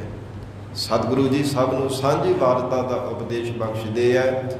ਇਸ ਲਈ ਗਰੀਬ ਨਵਾਜ ਧੰਨ ਗੁਰੂ ਨਾਨਕ ਦੇਵ ਸਾਹਿਬ ਮਹਾਰਾਜ ਸੱਚੇ ਪਾਤਸ਼ਾਹ ਫਰਮਾਉਂਦੇ ਹੈ, ਛੱਤੀ ਅੰਮ੍ਰਿਤ ਭਾਉ ਏਕ ਜਾ ਕਉ ਨਦਰ ਕਰੇ। ਜਿਨ੍ਹਾਂ ਤੇ ਪਰਮਾਤਮਾ ਕਿਰਪਾ ਦੀ ਨਜ਼ਰ ਕਰਦਾ ਹੈ, ਉਹਨਾਂ ਨੂੰ ਐਸਾ ਭਾਉ ਅੰਮ੍ਰਿਤ ਵਰਗਾ ਜੋ ਪ੍ਰੇਮ ਹੈ, ਹਿਰਦੇ ਅੰਦਰ ਪਰਮੇਸ਼ਰ ਦਾ ਪਿਆਰ ਹਿਰਦੇ ਵਿੱਚ ਪੈਦਾ ਹੋ ਜਾਂਦਾ। ਮਹਾਰਾਜ ਸੱਚੇ ਪਾਤਸ਼ਾਹ ਕਹਿੰਦੇ ਹੈ, ਮਾਤਾ ਜੀ 36 ਪ੍ਰਕਾਰ ਦੇ ਭੋਜਨ ਪਰਮੇਸ਼ਰ ਦਾ ਪ੍ਰੇਮ ਹੀ ਐਸਾ ਨੇ ਸਮਝਿਆ ਹੈ। ਬਾਬਾ ਹੋਰ ਖਾਣਾ ਖੁਸ਼ੀ ਖੁਆਰ। ਜਦੋਂ ਇਹ 4 ਪੰਕਤੀਆਂ ਸਤਿਗੁਰੂ ਜੀ ਨੇ ਉਚਾਰਨ ਕੀਤੀਆਂ, ਮਾਤਾ ਤ੍ਰਿਪਤਾ ਜੀ ਤਾਂ ਚੁੱਪ ਦਾ ਧਾਰਨ ਕਰ ਲਈ। ਫਿਰ ਬਾਬਾ ਕਲਿਆਣ ਚੰਦ ਜੀ ਕਹਿਣ ਲੱਗੇ, ਐ ਪੁੱਤਰ ਜੀ ਛਕਦੇ ਕਿਉਂ ਨਹੀਂ, ਤੁਸੀਂ ਛਕ ਲਓ ਨਾ ਪਦਾਰਥ। ਕਿੰਨੇ ਪਕਵਾਨ ਤਿਆਰ ਕਰਕੇ ਲਿਆਂਦੇ ਆਪ ਜੀ ਦੀ ਮਾਤਾ ਨੇ। ਤੇ ਮਹਾਰਾਜ ਸੱਚੇ ਪਾਤਸ਼ਾਹ ਕਹਿੰਦੇ, ਬਾਬਾ ਇਹ ਪਿਤਾ ਦੇ ਪ੍ਰਥਾਈ ਉਚਾਰਨ ਕੀਤਾ ਹੈ। ਸਤਿਗੁਰੂ ਜੀ ਨੇ ਫਰਮਾਨ ਕੀਤਾ, ਬਾਬਾ ਹੋਰ ਖਾਣਾ ਖੁਸ਼ੀ ਖਵਾਟ। ਕਹਿੰਦੇ ਹਨ ਕਿ ਇਹ ਬਾਬਾ ਪਿਤਾ ਜੀ ਹੋਰ ਜਿਹੜੇ ਪਦਾਰਥ ਛਕਣੇ ਆ, ਪਰਮੇਸ਼ਰ ਦੇ ਪਰਮ ਰਸ ਤੋਂ ਬਿਨਾਂ ਮਨ ਲਲਚਾ ਕਰਕੇ ਦੁਨੀਆ ਦੇ ਜਿਹੜੇ ਰੰਗਾਂ ਦੇ ਪਦਾਰਥ ਛਕਣੇ ਆ, ਖੁਸ਼ੀ ਖਵਾਰ, ਉਹਨਾਂ ਦੀ ਖੁਸ਼ੀ ਜਿਹੜੀ ਜੀਵ ਨੂੰ ਖਵਾਰ ਕਰਨ ਵਾਲੀ ਹੈ। ਤਨ ਕਰਕੇ ਭਾਵੇਂ ਕਹੀ ਜਾਵੇ ਕਿ ਬੜਾ ਰਸ ਆਇਆ, ਪਰ ਮਨ ਜਿਹੜਾ ਹੈ, ਮਨ ਨੂੰ ਨਹੀਂ ਕਦੇ ਵੀ ਤਸੱਲੀ ਹੁੰਦੀ। ਮਨ ਰੱਜਦਾ ਨਹੀਂ। ਸੰਸਾਰ ਦੇ ਜਿਤਨੇ ਮਰਜ਼ੀ ਰਸ ਮਾਣ ਕਰਕੇ ਦੇਖ ਲਵੇ, ਉਹ ਚਾਹੇ ਵਿਸ਼ਿਆਂ ਦੇ ਜ਼ੁਬਾਨ ਕਰਕੇ ਹੋਵੇ, ਚਾਹੇ ਅੱਖਾਂ ਕਰਕੇ ਕੰਨਾਂ ਕਰਕੇ ਰਸ ਹੋਵੇ, ਮਹਾਰਾਜ ਸੱਚੇ ਪਾਤਸ਼ਾਹ ਕਹਿੰਦੇ ਕਦੇ ਵੀ ਮਨ ਰੱਜਦਾ ਨਹੀਂ ਹੈ। ਇਸ ਲਈ ਹਜ਼ੂਰ ਕਹਿੰਦੇ, ਬਾਬਾ ਹੋਰ ਖਾਣਾ ਖੁਸ਼ੀ ਖਵਾਰ। ਇਹ ਜਿਹੜੇ ਸੰਸਾਰ ਦੇ ਤਰ੍ਹਾਂ ਦੇ ਪਦਾਰਥਾਂ ਨੂੰ ਖਾ ਕਰਕੇ ਖੁਸ਼ੀ ਕਰਨੀ ਹੈ, ਇਹ ਮਨ ਨੂੰ ਖਵਾਰ ਕਰਨ ਵਾਲੀ ਹੈ, ਖੱਜਲ ਖਵਾਰ ਕਰਨ ਵਾਲੀ ਹੈ, ਮਨ ਨੂੰ ਕਦੇ ਸਕੂਨ ਦੇਣ ਵਾਲੇ ਨਹੀਂ ਹਨ।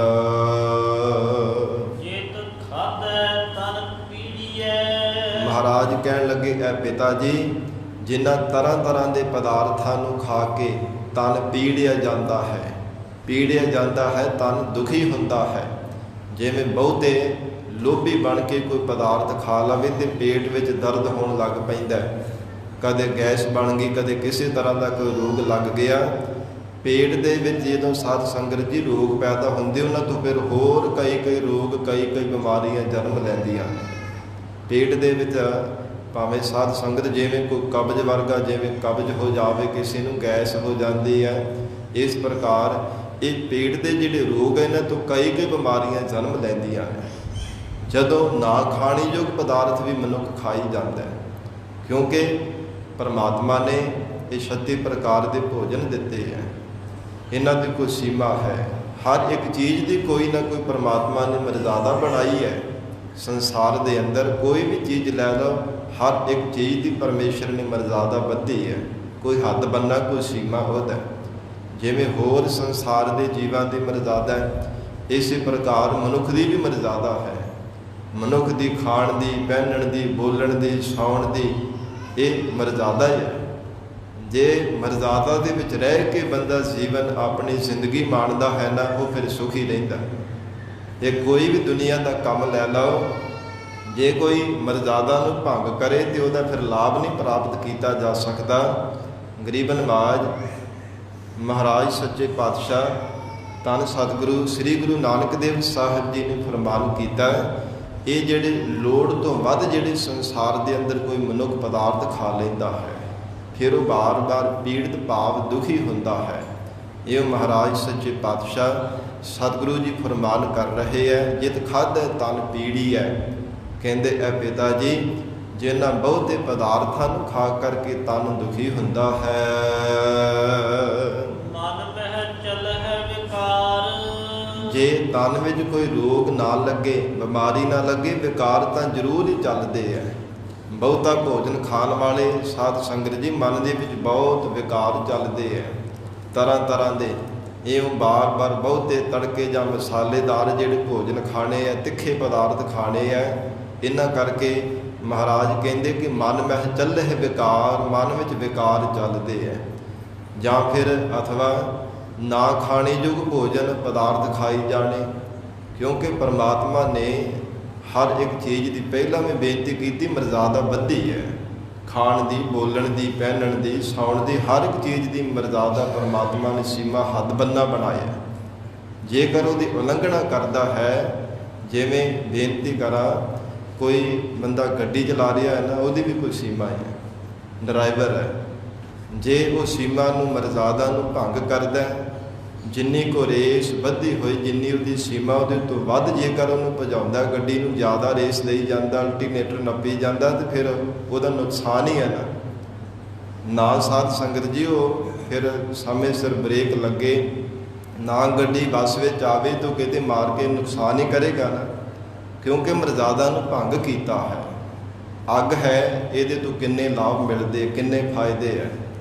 ਘਰਾਂ ਦੇ ਵਿੱਚ ਤਰ੍ਹਾਂ ਤਰ੍ਹਾਂ ਦੇ ਪਕਵਾਨ ਅੱਗ ਦੁਆਰਾ ਹੀ ਅਸੀਂ ਬਣਾਉਂਦੇ ਹਾਂ, ਪਰ ਉਹ ਕਿੰਨਾ ਚਿਰ ਉਹਦਾ ਸੁੱਖ ਹੈ ਜੇ ਅੱਗ ਚੁੱਲ੍ਹੇ ਦੇ ਵਿੱਚ ਰਹਿੰਦੀ, ਮਰਜ਼ਾਦਾ ਦੇ ਵਿੱਚ। ਅੱਗ ਉਹੋ ਹੀ ਹੁੰਦੀ ਹੈ ਜਦੋਂ ਮਰਜ਼ਾਦਾ ਭੰਗ ਕਰ ਦੇਵੇ। ਘਰਾਂ ਦੇ ਘਰ ਕੀ, ਨਗਰਾਂ ਦੇ ਨਗਰ, ਪਿੰਡਾਂ ਦੇ ਪਿੰਡ ਤਬਾਹ ਕਰ ਦਿੰਦੀ ਹੈ। ਪਾਣੀ ਦੀ ਵੀ ਮਰਜ਼ਾਦਾ ਹੈ, ਦਰਿਆ ਦੇ ਵਿੱਚ ਹੈ। ਜਿੰਨਾ ਚਿਰ ਉਹ ਸੀਮਾ ਦੇ ਵਿੱਚ ਰਹੇ ਉਹਦਾ ਲਾਭ ਹੈ। ਪਾਣੀ ਤੋਂ ਬਹੁਤ ਸਾਰੇ ਫਾਇਦੇ ਆ। ਸਤਿਗੁਰੂ ਜੀ ਨੇ ਕਿਹਾ, ਪਹਿਲਾ ਪਾਣੀ ਜੀਵ ਹੈ, ਜਿਤ ਹਰਿਆ ਸਭ ਕੋਇ। ਪਾਣੀ ਕਰਕੇ ਸਭ ਕੁਝ ਹੈ, ਸੰਸਾਰ ਦੀ ਪੈਦਾਇਸ਼ ਹੈ। ਕਿੰਨਾ ਚਿਰ ਲਾਭ ਹੈ, ਕਿੰਨਾ ਚਿਰ ਸੁੱਖ ਹੈ, ਜਿੰਨਾ ਚਿਰ ਮਰਜ਼ਾਦਾ ਹੈ। ਪਰ ਉਹ ਪਾਣੀ ਸਮੁੰਦਰ ਦਾ, ਦਰਿਆ ਦਾ ਸੀਮਾ ਨੂੰ ਭੰਗ ਕਰ ਦੇਵੇ, ਕਿਨਾਰਿਆਂ ਤੋਂ ਪਾਰ ਹੋ ਜਾਵੇ, ਤੇ ਸਾਧ ਸੰਗਤ ਜੀ ਪਿੰਡਾਂ ਦੇ ਪਿੰਡ ਰੋੜ ਕਰਕੇ ਲੈ ਜਾਂਦਾ ਹੈ। ਆ ਪੰਜਾਬ ਵਿੱਚ ਆਪਨੇ ਦੇਖਿਆ ਨਾ, ਜਿਹੜਾ ਹੜ੍ਹ ਆਇਆ, ਹੜ੍ਹ ਦਾ ਪਾਣੀ ਹੈ, ਪਾਣੀ ਨੂੰ ਉਵੇਂ ਤਰਸਦੇ ਫਿਰਦੇ ਆਪਾਂ, ਪਰ ਪਾਣੀ ਉਹੋ ਹੀ ਹੈ ਜਦੋਂ ਮਰਜ਼ਾਦਾ ਭੰਗ ਕਰ ਦਿੰਦਾ। ਤੇ ਆਪਨੇ ਦੇਖਿਆ ਨਾ ਪੰਜਾਬ ਵਿੱਚ ਘਰਾਂ ਦੀ ਕਿੱਦਾਂ ਦੀ ਹਾਲਤ ਹੋਈ ਹੈ। ਘਰਾਂ ਦੇ ਘਰ ਡੁੱਬੇ ਪਏ ਸਨ, ਕਿੰਨਾ ਜ਼ਿਆਦਾ ਨੁਕਸਾਨ ਹੋਇਆ। ਇਸੇ ਤਰ੍ਹਾਂ ਮਨੁੱਖ ਜਦੋਂ ਮਰਜ਼ਾਦਾ ਵਿੱਚ ਰਹਿ ਕੇ ਜੀਵਨ ਨਿਰਵਾਹ ਕਰਦਾ, ਬੜਾ ਸੁਖਾਲਾ ਜੀਵਨ ਬਤੀਤ ਹੁੰਦਾ ਹੈ, ਜ਼ਿੰਦਗੀ ਬੜੀ ਸੌਖੀ ਲੰਘਦੀ ਹੈ। ਪਰ ਜਦੋਂ ਮਰਜ਼ਾਦਾ ਨੂੰ ਭੰਗ ਕਰਦਾ ਫਿਰ ਦੁਖੀ ਹੁੰਦਾ। ਇੱਕ ਵਾਰ ਨਹੀਂ, ਬਾਰ-ਬਾਰ ਦੁਖੀ ਹੁੰਦਾ ਹੈ। ਨਾ ਖਾਣੇ ਯੋਗ ਪਦਾਰਥਾਂ ਨੂੰ ਵੀ ਖਾਈ ਜਾਂਦਾ ਜ਼ੁਬਾਨ ਦੇ ਚਸਕੇ ਕਰਕੇ, ਫਿਰ ਬਾਰ-ਬਾਰ ਦੁਖੀ ਹੁੰਦਾ ਹੈ। ਇਸ ਲਈ ਮਹਾਰਾਜ ਸੱਚੇ ਪਾਤਸ਼ਾਹ ਜੀ ਕਹਿੰਦੇ ਹੈ, ਹੇ ਐ ਪਿਤਾ ਜੀ, ਐ ਬਾਬਾ ਜੀ, ਮਨ ਮਹਿ ਚੱਲੇ ਵਿਕਾਰ। ਨਾ ਖਾਣੇ ਯੋਗ ਪਦਾਰਥਾਂ ਨੂੰ ਖਾ ਕੇ ਮਨ ਵਿੱਚ ਵਿਕਾਰ ਪੈਦਾ ਹੁੰਦੇ ਹੈ, ਕਿਉਂਕਿ ਪਸ਼ੂਆਂ ਦਾ ਪਰਮੇਸ਼ਰ ਨੇ ਆਹਾਰ ਬਣਾਇਆ ਹੈ, ਪਰਿੰਦਿਆਂ ਦਾ, ਜਾਨਵਰਾਂ ਦਾ ਵੱਖਰਾ ਆਹਾਰ ਹੈ, ਸ਼ਾਕਾਹਾਰੀ ਜੀਵਾਂ ਦਾ ਵੱਖਰਾ ਆਹਾਰ ਹੈ, ਮਾਸਾਹਾਰੀਆਂ ਦਾ ਵੱਖਰਾ ਆਹਾਰ ਹੈ। ਇਹ ਪਰਮਾਤਮਾ ਨੇ ਮਨੁੱਖ ਨੂੰ 36 ਪ੍ਰਕਾਰ ਦੇ ਭੋਜਨ ਦਿੱਤੇ ਹੈ। ਇਹ ਛੱਡ ਕੇ ਹੋਰ ਜਿਹੜੇ ਖਾਈ ਜਾਂਦਾ, ਮਰਜ਼ਾਦਾ ਨੂੰ ਭੰਗ ਕਰਦਾ, ਫਿਰ ਦੁਖੀ ਹੁੰਦਾ ਹੈ। ਇਸ ਲਈ ਮਹਾਰਾਜ ਕਹਿੰਦੇ, ਮਨ ਮਹਿ ਚੱਲਹਿ ਵਿਕਾਰ। ਨਾ ਖਾਣੇ ਯੋਗ ਪਦਾਰਥਾਂ ਨੂੰ ਖਾ ਕੇ ਲੋੜ ਤੋਂ ਵੱਧ ਖਾਈ ਜਾਣਾ, ਜਾਂ ਤਾਂ ਬੰਦਾ ਦੁਖੀ ਹੁੰਦਾ, ਰੋਗ ਲੱਗ ਜਾਂਦੇ ਹੈ, ਨਹੀਂ ਤਾਂ ਫਿਰ ਮਨ ਵਿੱਚ ਵਿਕਾਰ ਹੀ ਬਾਰ-ਬਾਰ ਪੈਦਾ ਹੁੰਦੇ ਹਨ। ਵਿਸਰਾਮ ਦੇ ਕੇ ਸਤਿਗੁਰੂ ਜੀ ਫਰਮਾਉਂਦੇ ਹਨ, ਰਤਾ ਪਹਿਨਣ ਮਨ ਰਤਾ। ਫਿਰ ਮਾਤਾ ਜੀ ਕਹਿਣ ਲੱਗੇ, ਐ ਲਾਲ ਜੀ, ਤੁਹਾਡੇ ਵਾਸਤੇ ਸੁੰਦਰ ਪੋਸ਼ਾਕ ਲੈ ਕੇ ਆਈ ਹਾਂ। ਦੇਖੋ ਲਾਲ ਰੰਗ ਦੀ ਬਹੁਤ ਸੋਹਣੀ ਪੋਸ਼ਾਕ ਹੈ। ਤੇ ਮਹਾਰਾਜ ਕਹਿਣ ਲੱਗੇ, ਰੱਤਾ। ਫਿਰ ਪੜੋ ਜੀ, ਰੱਤਾ ਪਹਿਨਣ ਮਨ ਰੱਤਾ। ਜਿਹੜਾ ਮਨ ਪਰਮਾਤਮਾ ਦੇ ਨਾਮ ਦੇ ਵਿੱਚ ਰੱਤਾ ਕਹਿੰਦੇ ਤਦਾਕਾਰ ਨੂੰ, ਇੱਕ ਮਿਕ ਹੋ ਜਾਣਾ। ਪਰਮਾਤਮਾ ਦੇ ਨਾਮ ਦੇ ਵਿੱਚ ਜਿਹੜਾ ਸਾਡਾ ਮਨ ਰੱਤਾ ਹੈ, ਤਦਾਕਾਰ ਹੈ, ਇੱਕ ਮਿਕ ਹੋਇਆ, ਇਹੋ ਹੀ ਆਸਾ ਨੇ ਲਾਲ ਪੋਸ਼ਾਕ ਧਾਰਨ ਕੀਤੀ ਹੈ। ਸੁਪੇਦੀ ਸਤ ਦਾਨ। ਤੇ ਮਾਤਾ ਤ੍ਰਿਪਤਾ ਜੀ ਕਹਿੰਦੇ, ਲਾਲ ਜੀ ਸੁਪੇਦੀ, ਫਿਰ ਸਫੈਦ ਰੰਗ ਦੀ ਇਹ ਪੋਸ਼ਾਕ ਪਾ ਲਓ, ਇਹ ਬੜੀ ਸੋਹਣੀ ਹੈ। ਸਫੈਦ ਰੰਗ ਦੀ, ਚਿੱਟੇ ਰੰਗ ਦੀ ਬੜੀ ਸੋਹਣੀ ਇਹ ਤੁਹਾਡੇ ਲਈ ਪੋਸ਼ਾਕ ਲਿਆਂਦੀ ਹੈ, ਇਹ ਪਾ ਲਓ। ਤੇ ਮਹਾਰਾਜ ਕਹਿੰਦੇ, ਸੁਪੇਦੀ ਸਤ ਦਾਨ। ਸਤ ਸਰੂਪ ਜੋ ਪਰਮਾਤਮਾ ਹੈ, ਸਤ ਚੇਤਨ ਆਨੰਦ ਪਰਮੇਸ਼ਰ ਦਾ ਜੋ ਸਰੂਪ ਹੈ, ਸਦੀਵੀ ਕਾਲ ਵਾਸਤੇ ਸਤ ਸੱਚਾ ਰਹਿਣ ਵਾਲਾ ਹੈ, ਜੋ ਆਦਿ ਸੱਚ, ਜੁਗਾਦਿ ਸੱਚ ਹੈ, ਭੀ ਸੱਚ। ਨਾਨਕ ਹੋਸੀ ਭੀ ਸੱਚ, ਕਦੇ ਵੀ ਜਾਣ ਵਾਲਾ ਕਿਤੇ ਨਹੀਂ। ਪਰਮਾਤਮਾ ਚਲਾਏਮਨ ਹੋਣ ਵਾਲਾ ਨਹੀਂ, ਅਚਲ ਸਰੂਪ ਸੱਚ ਹੈ। ਮਹਾਰਾਜ ਕਹਿੰਦੇ ਐਸਾ ਉਹ ਪਰਮੇਸ਼ਰ ਦਾ ਸਰੂਪ ਹੈ। ਸੱਚੇ ਪਰਮਾਤਮਾ ਤੋਂ ਗਿਆਨ ਰੂਪੀ ਦਾਨ ਜੋ ਲੈਣਾ ਹੈ। ਸੁਪੇਦੀ ਇਹੋ ਹੀ ਅਸਾਂ ਨੇ ਇਹ ਮਾਤਾ ਜੀ ਸਫੈਦ ਰੰਗ ਦੀ ਪੋਸ਼ਾਕ ਨੂੰ ਧਾਰਨ ਕੀਤਾ ਹੈ। ਸੁਪੇਦੀ ਸਤ ਦਾਨ, ਦਾਨ ਜਿਹੜਾ ਗਿਆਨ ਪਰਮੇਸ਼ਰ ਤੋਂ ਪ੍ਰਾਪਤ ਕੀਤਾ ਹੈ। ਹੋਰ ਜਗਤ ਦੇ ਅੰਦਰ ਜਿਹੜਾ ਗਿਆਨ ਉਹ ਵੰਡਣਾ ਹੈ। ਉਪਦੇਸ਼ ਰੂਪੀ ਜਿਹੜਾ ਪ੍ਰਸ਼ਾਦ ਜਗਤ ਨੂੰ ਵਰਤਾਵਣਾ ਹੈ। ਇਹੋ ਹੀ ਅਸਾਂ ਨੇ ਚਿੱਟੇ ਰੰਗ ਦੀ ਸਫੈਦ ਪੋਸ਼ਾਕ ਧਾਰਨ ਕੀਤੀ ਹੈ। ਨੀਲੀ ਸਿਆਹੀ ਕਦਾ ਕਰਨੀ। ਫਿਰ ਕਹਿਣ ਲੱਗੇ ਮਾਤਾ ਜੀ, ਕਹਿੰਦੇ ਕਿ ਇਹ ਲਾਲ ਜੀ ਇਹ ਨੀਲੇ ਰੰਗ ਦੀ ਪੋਸ਼ਾਕ ਬਹੁਤ ਸੋਹਣੀ ਹੈ, ਇਹ ਪਾ ਲਵੋ। ਤੇ ਮਹਾਰਾਜ ਕਹਿੰਦੇ ਨੀਲੀ ਸਿਆਹੀ ਕਦਾ ਕਰਨੀ। ਸਿਆਹੀ ਕਾਲੇ ਰੰਗ ਦੀ ਹੁੰਦੀ ਹੈ ਤੇ ਕਾਲੇ ਕੀ ਹਨ? ਪਾਪ। ਮਨ ਜਿਹੜਾ ਹੈ ਪਾਪ ਕਰਮਾਂ ਦੀ ਮਲੀਨਤਾ ਕਰਕੇ ਕਾਲਾ ਹੋ ਜਾਂਦਾ ਹੈ। ਤੇ ਸਤਿਗੁਰੂ ਜੀ ਉਪਦੇਸ਼ ਦਿੰਦੇ ਆ ਨੀਲੀ ਸਿਆਹੀ ਕਦਾ ਕਰਨੀ। ਕਹਿੰਦੇ ਜਿਹੜੇ ਪਾਪ ਕਰਮਾਂ ਨੂੰ ਕਦਾ ਕੱਟਣਾ ਹੈ ਨਾ, ਪਰਮੇਸ਼ਰ ਅਕਾਲ ਪੁਰਖ ਵਾਹਿਗੁਰੂ ਦੇ ਭਜਨ ਦੁਆਰਾ ਪਰਮਾਤਮਾ ਦਾ ਨਾਮ ਜਪ ਜਪ ਕਰਕੇ, ਕਿਉਂਕਿ ਜਿਵੇਂ ਜਿਵੇਂ ਵਾਹਿਗੁਰੂ ਦੇ ਗੁਣ ਗਾਏ ਜਾਂਦੇ ਆ, ਗੁਣ ਗਾਵਤ ਤੇਰੀ ਉਤਰਸ ਮੈਲ, ਤਿਵੇਂ ਤਿਵੇਂ ਅੰਦਰ ਦੀ ਮੈਲ ਦੂਰ ਹੁੰਦੀ ਹੈ।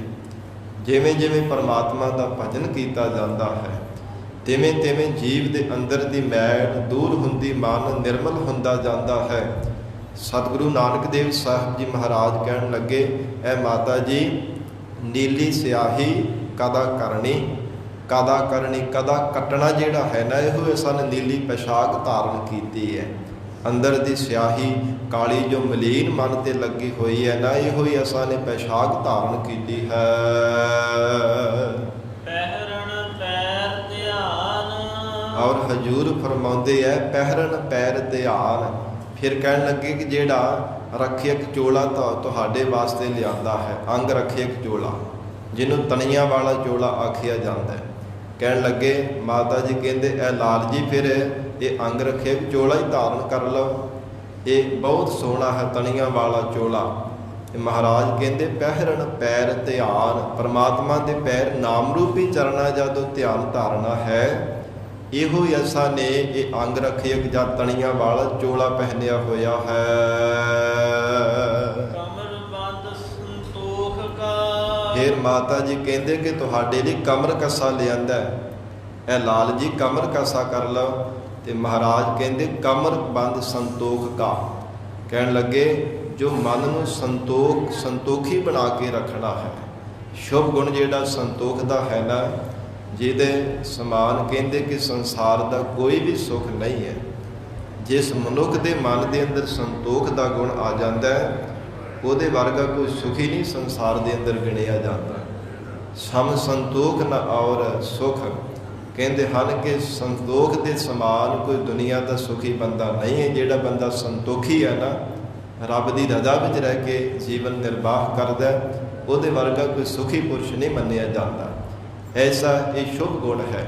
ਤੇ ਮਹਾਰਾਜ ਕਹਿਣ ਲੱਗੇ, ਕਹਿੰਦੇ ਕਿ ਜਿਹੜੇ ਸੰਸਾਰ ਦੇ ਅੰਦਰ ਆਸਾ ਰੂਪੀ ਨਦੀ ਹੈ ਨਾ, ਇਹਦੇ ਵਿੱਚ ਮਨ ਨੂੰ ਰੁੜ ਨਹੀਂ ਦੇਣਾ, ਮਨ ਨੂੰ ਲਾਲਚੀ ਲੋਭੀ ਨਹੀਂ ਬਣ ਦੇਣਾ।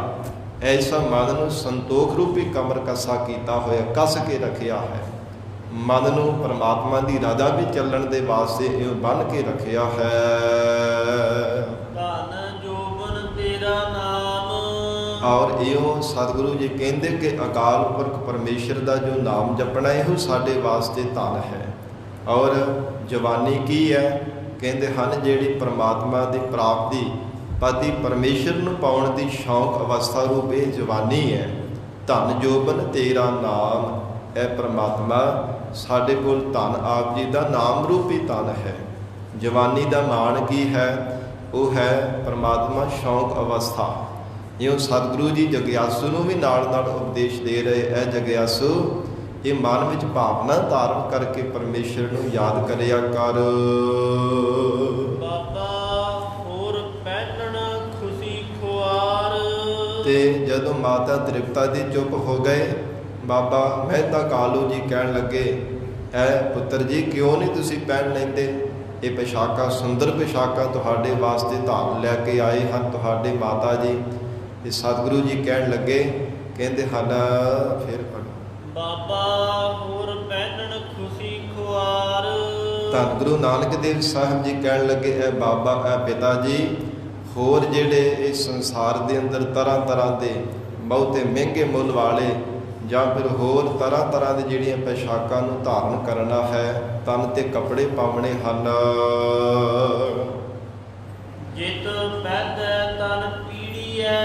ਮਹਾਰਾਜ ਸੱਚੇ ਪਾਤਸ਼ਾਹ ਜੀ ਨੇ ਉਚਾਰਨ ਕੀਤਾ, ਬਾਬਾ ਹੋਰ ਪਹਿਨਣ ਖੁਸ਼ੀ ਖੁਆਰ। ਇਹਨਾਂ ਵਿੱਚ ਮਨ ਪਰਚਾ ਕੇ ਬਾਰ-ਬਾਰ ਖੁਸ਼ ਹੋਈ ਜਾਣਾ ਕਿ ਮੈਂ ਬਹੁਤ ਮਹਿੰਗੇ ਮੁੱਲ ਵਾਲੇ ਕੱਪੜੇ ਪਾਏ ਐ। ਇਸ ਪ੍ਰਕਾਰ ਖੁਸ਼ੀ ਹੋ ਜਾਣਾ, ਬਾਰ-ਬਾਰ ਖੁਸ਼ ਹੋਈ ਜਾਂਦਾ ਆਪਣੇ ਤਨ ਤੇ ਪਾਏ ਹੋਏ ਮਹਿੰਗੇ ਕੱਪੜਿਆਂ ਨੂੰ ਦੇਖ ਕਰਕੇ। ਖੁਆਰ ਕਹਿੰਦੇ ਜਿਹੜੀ ਖੁਸ਼ੀ ਹੈ ਨਾ, ਜੀਵ ਨੂੰ ਖੁਆਰ ਕਰਨ ਵਾਲੀ ਹੈ। ਜਿਤ ਪੈਦੈ ਤਨ ਪੀੜੀਐ। ਜਿਨ੍ਹਾਂ ਤਰ੍ਹਾਂ ਤਰ੍ਹਾਂ ਦੇ ਰੰਗ ਬਰੰਗੇ ਚਮਕੀਲੇ ਭੜਕੀਲੇ ਕੱਪੜਿਆਂ ਨੂੰ ਪਾਉਣੇ ਕਰਕੇ ਮਨ ਵਿੱਚ ਵਿਕਾਰ ਪੈਦਾ ਹੁੰਦੇ ਹੈ। ਮਨ ਜਿਹੜਾ ਹੈ ਦੁਖੀ ਹੁੰਦਾ, ਪੀੜਤ ਹੁੰਦਾ, ਦੁਖੀ ਹੁੰਦਾ ਬਾਰ-ਬਾਰ। ਜਿਤ ਪੈਦੈ ਮਨ ਪੀੜੀਐ। ਮਨ ਮਹਿ ਚੱਲਹਿ ਵਿਕਾਰ। ਤਨ ਦੁਖੀ ਹੁੰਦਾ ਹੈ ਤੇ ਮਨ ਦੇ ਵਿੱਚ ਵਿਕਾਰ ਪੈਦਾ ਹੁੰਦੇ ਹੈ। ਮਨ ਵਿਕਾਰੀ ਹੋ ਜਾਂਦਾ ਤੇ ਤਨ ਨੂੰ ਫਿਰ ਦੁਖੀ ਹੋਣਾ ਪੈਂਦਾ ਹੈ, ਕਿਉਂਕਿ ਸਭ ਕੁਝ ਕਰਦਾ ਤਾਂ ਮਨ ਹੈ, ਤਨ ਦਾ ਤਾਂ ਇੱਕ ਵਸੀਲਾ ਹੈ। ਕਿਉਂਕਿ ਅਸੀਂ ਕਹਿੰਦੇ ਆ ਨਾ, ਜੋ ਕੁਝ ਵੀ ਦੇਖਣਾ ਹੁੰਦਾ, ਦੇਖਣ ਨੂੰ ਮਨ ਕਰ ਰਿਹਾ ਹੈ। ਮੇਰਾ ਇਹ ਦੇਖਣ ਨੂੰ ਮਨ ਕਰ ਰਿਹਾ ਹੈ, ਬੋਲਣ ਨੂੰ ਮਨ ਕਰ ਰਿਹਾ ਹੈ, ਸੁਣਨ ਨੂੰ ਮਨ ਕਰ ਰਿਹਾ, ਕਿਤੇ ਜਾਣ ਨੂੰ ਮਨ ਕਰ ਰਿਹਾ ਹੈ, ਕੁਝ ਖਾਣ ਨੂੰ ਮਨ ਕਰ ਰਿਹਾ ਹੈ। ਸਭ ਕੁਝ ਮਨ ਹੀ ਕਰ ਰਿਹਾ ਹੈ। ਤਨ ਤੇ ਫਿਰ ਇੱਕ ਵਸੀਲਾ ਹੀ ਹੋਇਆ ਨਾ। ਸਭ ਕੁਝ ਮਨ ਹੀ ਕਰਦਾ, ਖਾਣਾ, ਬੋਲਣਾ, ਜੋ ਕੁਝ ਵੀ ਹੈ ਉਹ ਮਨ ਹੀ ਬਾਰ-ਬਾਰ ਸਾਧ ਸੰਗਤ ਜੀ ਕਰਦਾ। ਤੇ ਤਨ ਇੰਦਰੀ ਤਾਂ ਅੱਗੇ ਫਿਰ ਮਨ ਦੇ ਪ੍ਰੇਰੇ ਹੋਏ ਉਸੇ ਤਰ੍ਹਾਂ ਹੀ ਕਰੀ ਜਾਂਦੇ ਹੈ। ਇਸ ਪ੍ਰਕਾਰ ਸਤਿਗੁਰੂ ਨਾਨਕ ਦੇਵ ਸਾਹਿਬ ਮਹਾਰਾਜ ਕਹਿੰਦੇ, ਮਨ ਮਹਿ ਚੱਲਹਿ ਵਿਕਾਰ।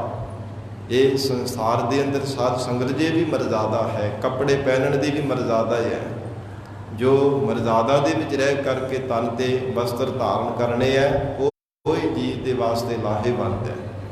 ਕਿਉਂਕਿ ਕੱਪੜਾ ਜਿਹੜਾ ਹੁੰਦਾ ਹੈ ਨਾ, ਤਨ ਢੱਕਣ ਦੇ ਵਾਸਤੇ ਹੁੰਦਾ ਹੈ, ਇੱਜ਼ਤ ਢੱਕਣ ਦੇ ਵਾਸਤੇ, ਤਨ ਦਿਖਾਉਣ ਵਾਸਤੇ ਨਹੀਂ ਹੋਇਆ ਕਰਦਾ। ਪਰ ਸਾਧ ਸੰਗਤ ਖੇਮਾ ਕਰਨਾ, ਅੱਜ ਸਮਾਂ ਹੀ ਕੁਝ ਇੱਦਾਂ ਦਾ ਚੱਲਦਾ ਪਿਆ ਕਿ ਤਨ ਦੇ ਉੱਪਰ ਪੂਰਾ ਕੱਪੜਾ ਵੀ ਅਸੀਂ ਨਹੀਂ ਪਹਿਨਦੇ। ਸਮਾਂ ਹੀ ਕੁਝ ਇੱਦਾਂ ਦਾ ਚੱਲ ਰਿਹਾ ਹੈ। ਗੁਰੂ ਘਰ ਦੇ ਵਿੱਚ ਆਉਣੋਂ ਵੀ ਸਾਧ ਸੰਗਤ ਜੀ ਬਹੁਤਾ ਨਹੀਂ ਤਾਂ ਗੁਰੂ ਘਰ ਦੇ ਵਿੱਚ ਆਉਣ ਲੱਗਿਆ ਤਾਂ ਸਾਨੂੰ ਤਨ ਤੇ ਕੱਪੜਾ ਪੂਰਾ ਪਾ ਕੇ ਆਉਣਾ ਚਾਹੀਦਾ ਹੈ ਨਾ। ਬਹੁਤਾ ਨਹੀਂ ਕਰ ਸਕਦੇ ਤਾਂ ਵਿਸ਼ੇਸ਼ ਕਰਕੇ ਗੁਰੂ ਘਰ ਸਤਿਗੁਰੂ ਜੀ ਦੀ ਸੰਗਤ ਵਿੱਚ ਆਉਣ ਲੱਗਿਆ ਤਾਂ ਸੁਚੇਤ ਹੋ ਕਰਕੇ ਰਹਿਣਾ ਚਾਹੀਦਾ ਹੈ ਨਾ। ਗਰੀਬ ਨਵਾਜ ਸਤਿਗੁਰੂ ਜੀ ਕਹਿੰਦੇ, ਮਨ ਮਹਿ ਚੱਲਹਿ ਵਿਕਾਰ। ਕਿਉਂਕਿ ਜਿੱਦਾਂ ਦੀ ਚਮਕੀਲੇ ਭੜਕੀਲੇ ਕੱਪੜੇ ਪਾਉਣੇ, ਉੱਦਾਂ ਦੇ ਮਨ ਵਿੱਚ ਵਿਕਾਰ ਚੱਲਦੇ ਹੈ। ਕੱਲ੍ਹ ਵੀ ਬੇਨਤੀ ਕੀਤੀ ਸੀ, ਇਹ ਬੰਦਗੀ ਕਰਨ ਵਾਲੇ ਪਰਮੇਸ਼ਰ ਦੇ ਪਿਆਰੇ ਸਤਿਪੁਰਸ਼ਾਂ ਦੇ ਬਚਨ ਹੈ, ਜਿਨ੍ਹਾਂ ਨੇ ਜੀਵਨ ਦੇ ਵਿੱਚ ਕਮਾਇਆ ਹੈ ਕਿ ਜੇਕਰ ਚਮਕੀਲੇ ਭੜਕੀਲੇ ਕੱਪੜੇ ਪਾਈਏ ਤੇ ਸਾਧ ਸੰਗਤ ਜੀ ਮਨ ਵਿੱਚ ਵਿਕਾਰ ਜ਼ਰੂਰ ਪੈਦਾ ਹੁੰਦੇ ਹੈ। ਚਮਕੀਲੇ ਭੜਕੀਲੇ ਕੱਪੜੇ ਪਾਉਣ ਨਾਲ, ਸਾਦੇ ਕੱਪੜੇ ਪਾਉਣੇ ਕਰਕੇ, ਸਾਦਾ ਲਿਬਾਸ ਤਨ ਤੇ ਧਾਰਨ ਕਰਨੇ ਕਰਕੇ ਮਨ ਵਿੱਚ ਸਾਦਗੀ ਵਿੱਚ ਆਉਂਦਾ, ਨਿਮਰਤਾ ਵਿੱਚ ਆਉਂਦਾ ਹੈ। ਇਹ ਜਿਨ੍ਹਾਂ ਨੇ ਪ੍ਰੈਕਟੀਕਲ ਕੀਤਾ ਉਹ ਆਪ ਮੁਹਾਰੇ ਹੋ ਕਰਕੇ ਬੋਲ ਕੇ ਦੱਸਦੇ ਹੈ। ਗਰੀਬ ਨਵਾਜ ਤਾਂ ਗੁਰੂ ਨਾਨਕ ਦੇਵ ਸਾਹਿਬ ਪਾਤਸ਼ਾਹ ਕਹਿੰਦੇ, ਮਨ ਮਹਿ ਚੱਲਹਿ ਵਿਕਾਰ।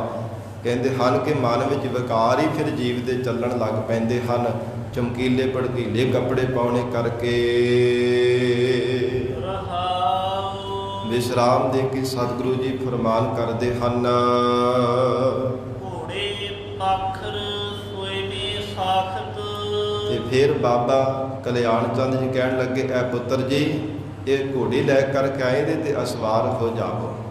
ਫਿਰ ਮਹਾਰਾਜ ਸੱਚੇ ਪਾਤਸ਼ਾਹ ਕਹਿੰਦੇ, ਘੋੜੇ ਪਾਖਰ ਸੋਇਨੇ ਸਾਖਤ।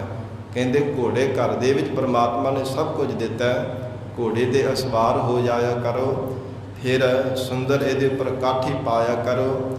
ਮਹਾਰਾਜ ਸੱਚੇ ਪਾਤਸ਼ਾਹ ਕਹਿੰਦੇ, ਘੋੜੇ ਪਾਖਰ ਸੋਇਨੇ ਸਾਖਤ। ਸੋਇਨੇ ਦੀ ਜਿਹੜੀ ਕਾਠੀ ਪਾਉਣੀ ਹੈ, ਫਿਰ ਉਹਦੇ ਉੱਪਰ ਅਸਵਾਰੀ ਕਰਨੀ ਹੈ।